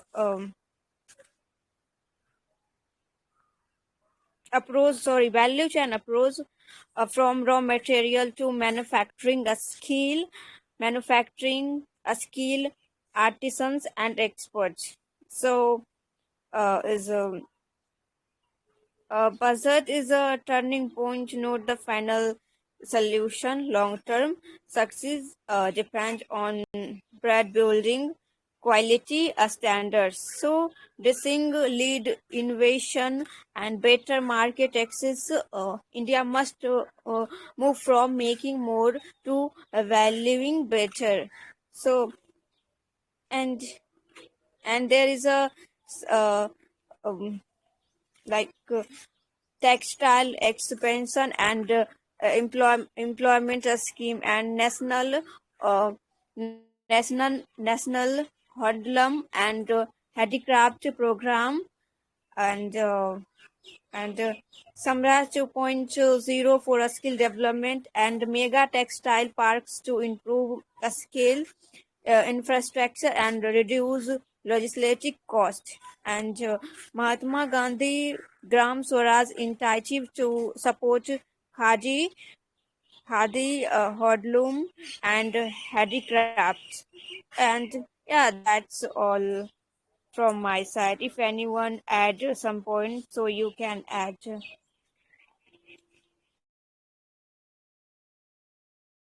Okay, thank you, Siddhi.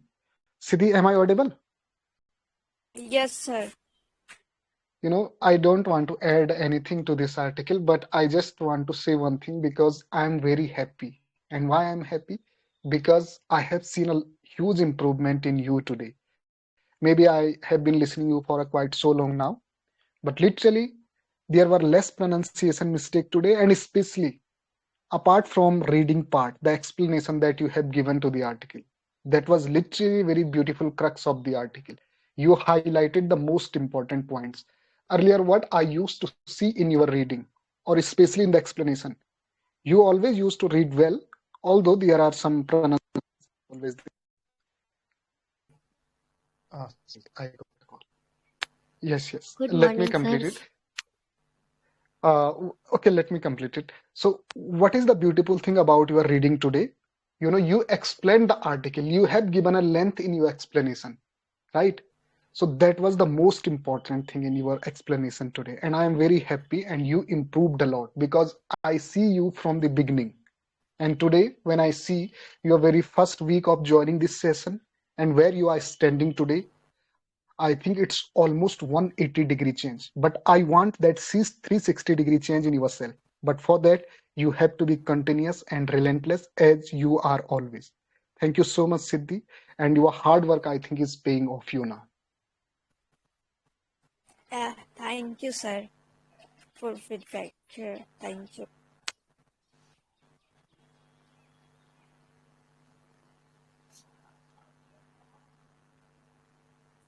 So, Okay. anybody want to add anything in this article? Satya, Utkars, or any other participant, if you want to disseminate your view.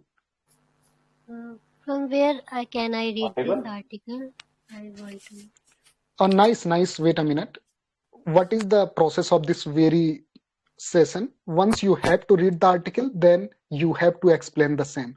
But we also give the chance to the other participant if they want to put their point of view forward. So let this to be done for this very article. Swayam, you are saying something. Then nice, I'll come to you. Okay. Swayam, go on, please.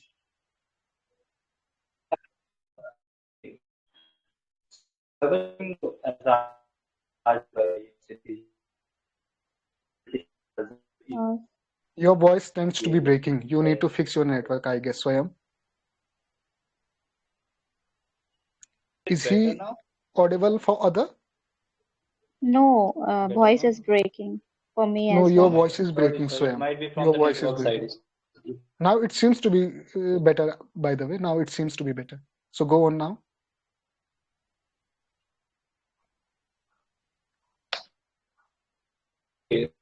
into any depth. If you're going to see the very budget which has come 2026 one, it has shown us how exactly we are moving from the fragmented, isolated and support scheme to an integrated and value chain system that exactly we were exactly looking for. So that how somehow it is very much connecting centric approach rather than going to segregate or separation centric approach. And it has exactly made us aware of how exactly the core initiative that was really brought by this scheme, this budget. There are a good number of schemes which would have been made as the part of this big umbrella, taking the national fiber scheme, textile expansion, employment scheme. That was also, right? There's a summer 2.0 for the skilling development. As we know, we have been a very long history of skilling the youth through the mode of Skill India, Digital India. But the success that exactly we were really looking for was not up to the bar. So we have gone one step forward just by looking or expanding or taking the new element like the upgraded version of that we can exactly come. And we have also known about the Mahatma Gandhi's Swaraj initiative in order to support the traditional craft remain most of right. And this has not stopped here. Even the infrastructure push has also taken place. Even if you're going to see, we are working to create a multiple mega textile park forward for exactly connecting those different reasons with the supply chain aspect. If you're going to talk about from where the goods would be really supplied, how exactly the sufficient amount of money would be delivered, how the connectivity should be up to the mark. So that is exactly the one of the point areas that article is trying to talk about. Except that we are trying to do the more forward approach, that how exactly the trade environment, which is very important part when it's come about looking the very market of India, right? And what exactly the opportunity is present, how exactly the opportunity which is present, how we are coping with that, and how exactly we are providing the solution to that. That was one of the concern that we are trading in the very long term. So in order to deal with this problem, we have also come with this approach or solution side approach too. So that is something that I'm doing, getting from this article in a crux. May I add Okay. something? Yeah, okay, sir. Yes, Utkarsh, you go on. Go. Then I will add one point only. Okay, sir. Thank you so much for giving me a chance. Okay, so one aspect in this article is mentioned about like not only like budget increment or like it's about challenges, like how textile industry is facing challenges and it's lagging from other industry like global fashion industries. So first challenge is like India is not focusing on production. It's focusing on production, by the way, but not in value creation. And what are the value creation? Value creation like earning money through design, brand ownership, like creativity.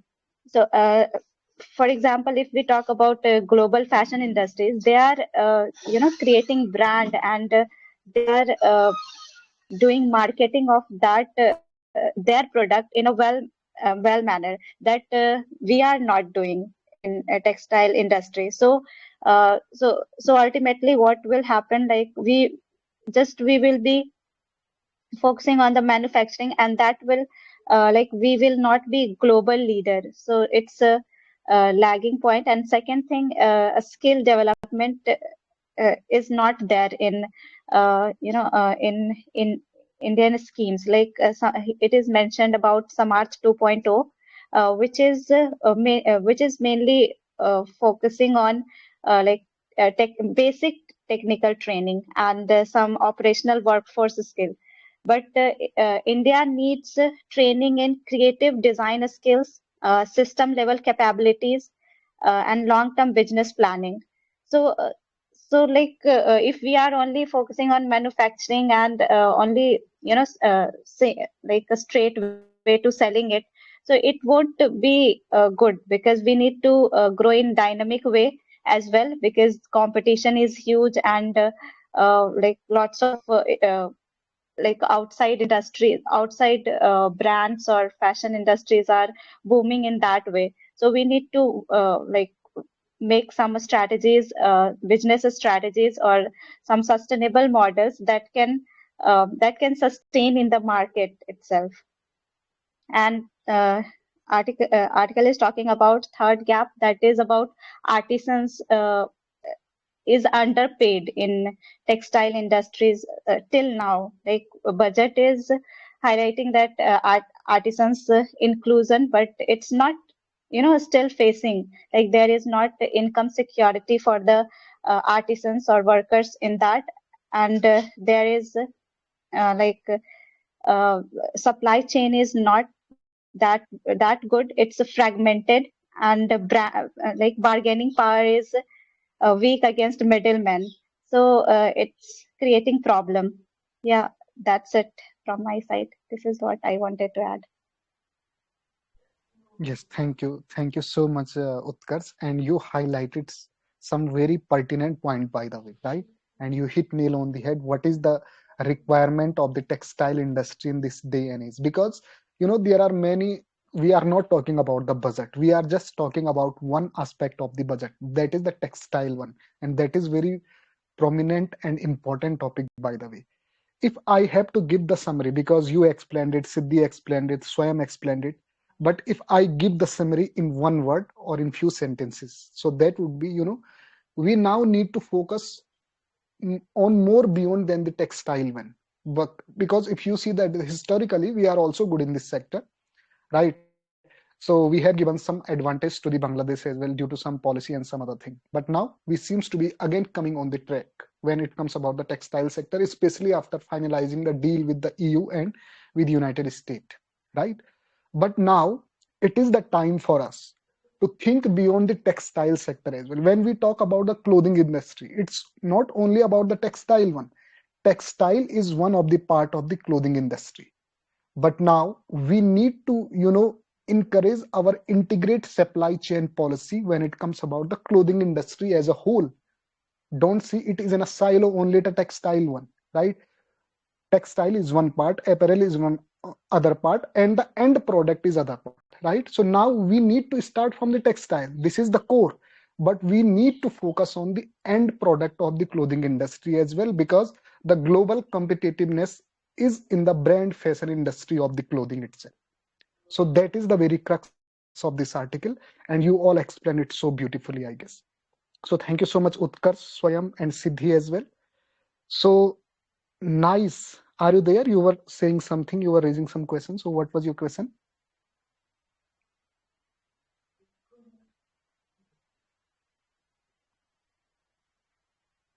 Nice, are you there? Yes, NICE. yes, So yes. what was your I question? You want was to asking know. something. Yes, I want to know where I can get the article. All the article are, surfaced in the chat box. You just have to go in the pinned text, right? After 3-4 pin, there is some vocab surfaced, but after those, you will get those article. Those are already surfaced there. You can check the pinned message. Just clicking on the pinned message 3 or 4 times, then you will start getting the articles. Did you get it? Yes, yes. Can I read? Yeah, if you want to read one, so you can. Read the article. Please tell Uh, the Anyone they, which she wants to read. Anyone. You can pick anyone. I will follow read me. Article 15. Thank you. Okay, please. Yes, Linguist, then go on. Go on. Read it. linguist, okay. Linguistic cultural markers can solve caste enumeration riddle. Linguistic and cultural markers could hold the key to solving the caste enumeration riddle, says scholar, linguist, author and cultural activist G.N. Devi in an exclusive conversation with The Hindu. He explained that even if residents entered what they thought was their caste name, post-census studies and a carefully layered scrutiny could analyze markers of language. ancestry, lifestyle, and kinship to arrive at a comprehensive list of castes that accounts for all groups. While being able to explain duplication, variation in names and spellings, this model has been tried and tested for languages, said Professor Davies, whose work leading the People Linguistic Survey of India. Project resulted in the documentation of more than 780 languages in the country. The Union government has planned to hold the next census in 2026 and 27. The first phase, house listing, is said to be completed this year. The second phase, population enumeration with caste, is due to 2027. However, the methodology for caste enumeration has not yet been announced by the Office of the Registrar General and Census Commissioners of India. There are discussions among activists, scholars, and community leaders about two possible methods. The first is to leave an open field in the census for what the census 2011 socio-economic and caste census (SECC) did, and the second is to compile a list of castes for people to select from what Bihar's caste-based survey did. The argument for the latter often draws its strength from the fact that the 2011 SECC ended up returning more than 4 to 6 lakh caste names. Post-census study speaking to the Hindu, Professor Devi argued in favor of the first method, saying that the methodologies of surveying and enumerating languages could be used to condense not just the 2011 SECC data but also the data from the upcoming census. However, he noted that this would require the government to keep the data open to scrutiny by scholars and involve institutions such as the Anthropological Survey of India. Explaining the approach, Professor Devi said the process may begin with collecting information on mother tongue. The 2011 census returned 19,000 mother tongues, but this was multiple layers of scrutiny that accounted for duplication, variation in spellings error, and yet another layer to filler for those with verified grammar. This narrowed the list down to 1,369 mother tongue languages, he said. Using the example of community classification, he continued, similarly, there is a community called Sansi in Punjab. The same community is called Kanjar in Rajasthan, Chhara in Gujarat, and Kanjar Bhat in Maharashtra. But it is one community because they have a shared language called Bhaktu. So while the census will return for 4 names, it can point to common language, ancestry, lifestyle, relatives, marriage, and kinship bonds. And the Anthropological Survey of India can certify this. Professor Devi added that work such as ANSY's People of India project could be a reference point. DNT count needed. Professor Devi is a scholar who co-founded the denotified nomadic and semi-nomadic tribe rights action group DNTR-REG, along with authors Mahasweta Devi, and has chaired the government's 2006 Technical Advisory Group for DNTs, said that the Census Office must declare its intention to explicitly count the DNT communities formerly classified as criminal under the colonial era. Criminal Tribes Act 1871, he noted that if this opportunity is not taken, India risks alienating more than 10 crore people, presenting a problem that can become much bigger than the problem of calculating, tabulating, and making a proper list. I have done. Thank you. Okay, thank you so much, Nice, for reading the article. And would you like to summarize? Because after reading, we have to summarize the article. I will try. Okay, please go on. Okay.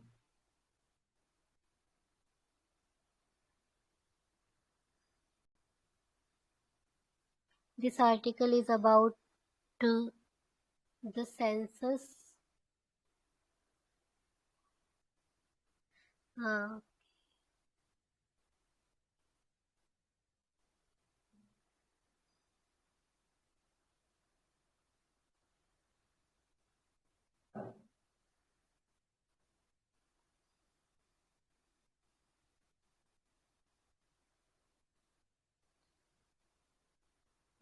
This article is about the methodology of surveying an emerging language. I'm not able to summarize this article, sorry. Okay, it's okay, Nice. Like it was your first time. So before, like, one suggestion is there. Before reading any article, you need to, go through once before reading here, and so you will be able to get the crux at least. Once you will summarize it in a good way. So no worries, like it was first attempt. So is there anyone who wanted to add?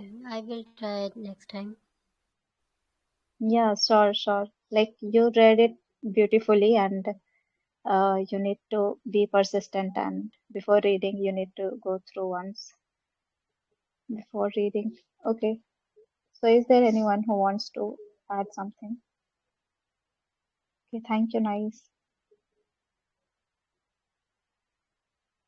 Okay, so basically, what I got from this article is talking about linguistic cultural markers. Okay, so like caste enumeration that is about to happen.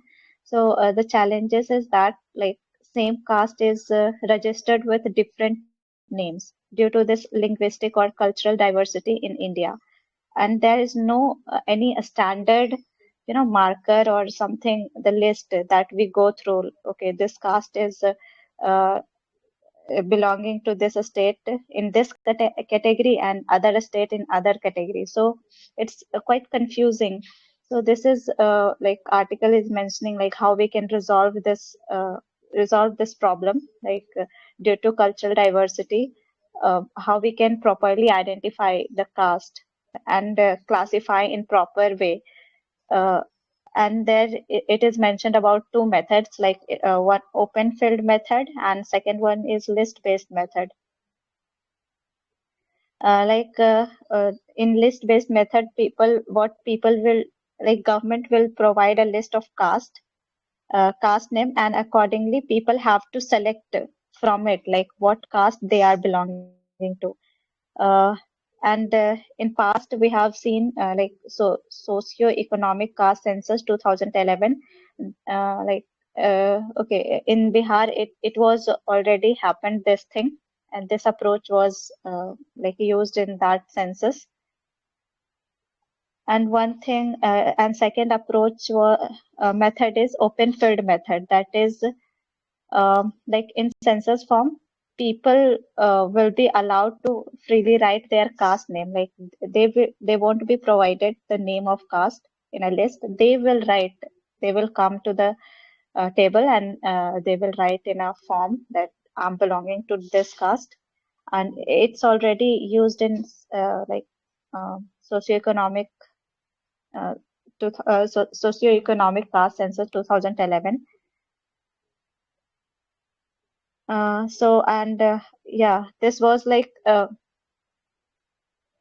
this was the earlier method, and some scientific method and some even more better method can be used in this upcoming caste census. And due to in 2011 or something, like in past census, what happened due to this cultural diversity, more than 46 lakh caste was registered incorrectly. Like that was not appropriate data due to spelling errors or some uh, like that different same caste with different names, so it happened. Yeah, this was all about uh, okay, so okay, now it's already 9:12. I have to wind up the session. Okay, Arunya was asking what's going on. So actually the news nexus session was going on, in which we read article and summarize that article. So now I am going to wind up the Hello. session. It's 9:12. Is anyone is saying something? Hi, unscripted this side. Unscripted. Yeah, Okay. Hi. Good morning, unscripted. we can't explain this article anymore now. Yeah, you can. You can explain it. As you told that now I have to wind this session because the time is over. Yeah, it's over. But if you want to add something to this article, then you can. Otherwise, like after winding the session, we can discuss on this as well. Okay. Like I want to go with any different article. Okay, so for that, first I need, yeah, we can do it, but after like closing the session, because it's already 9:13. Okay, All okay. right, unscripted. Actually, it was my first time I came into this news nexus and I was little bit curious, but I'll try it next time, maybe tomorrow. Okay, sure. Okay, okay. So thank you so much, everyone, for being part of the session. And yeah, I'm going to wrap up the session, and we will be meeting tomorrow at 7 a.m. as well. So be consistent. Thank you so much.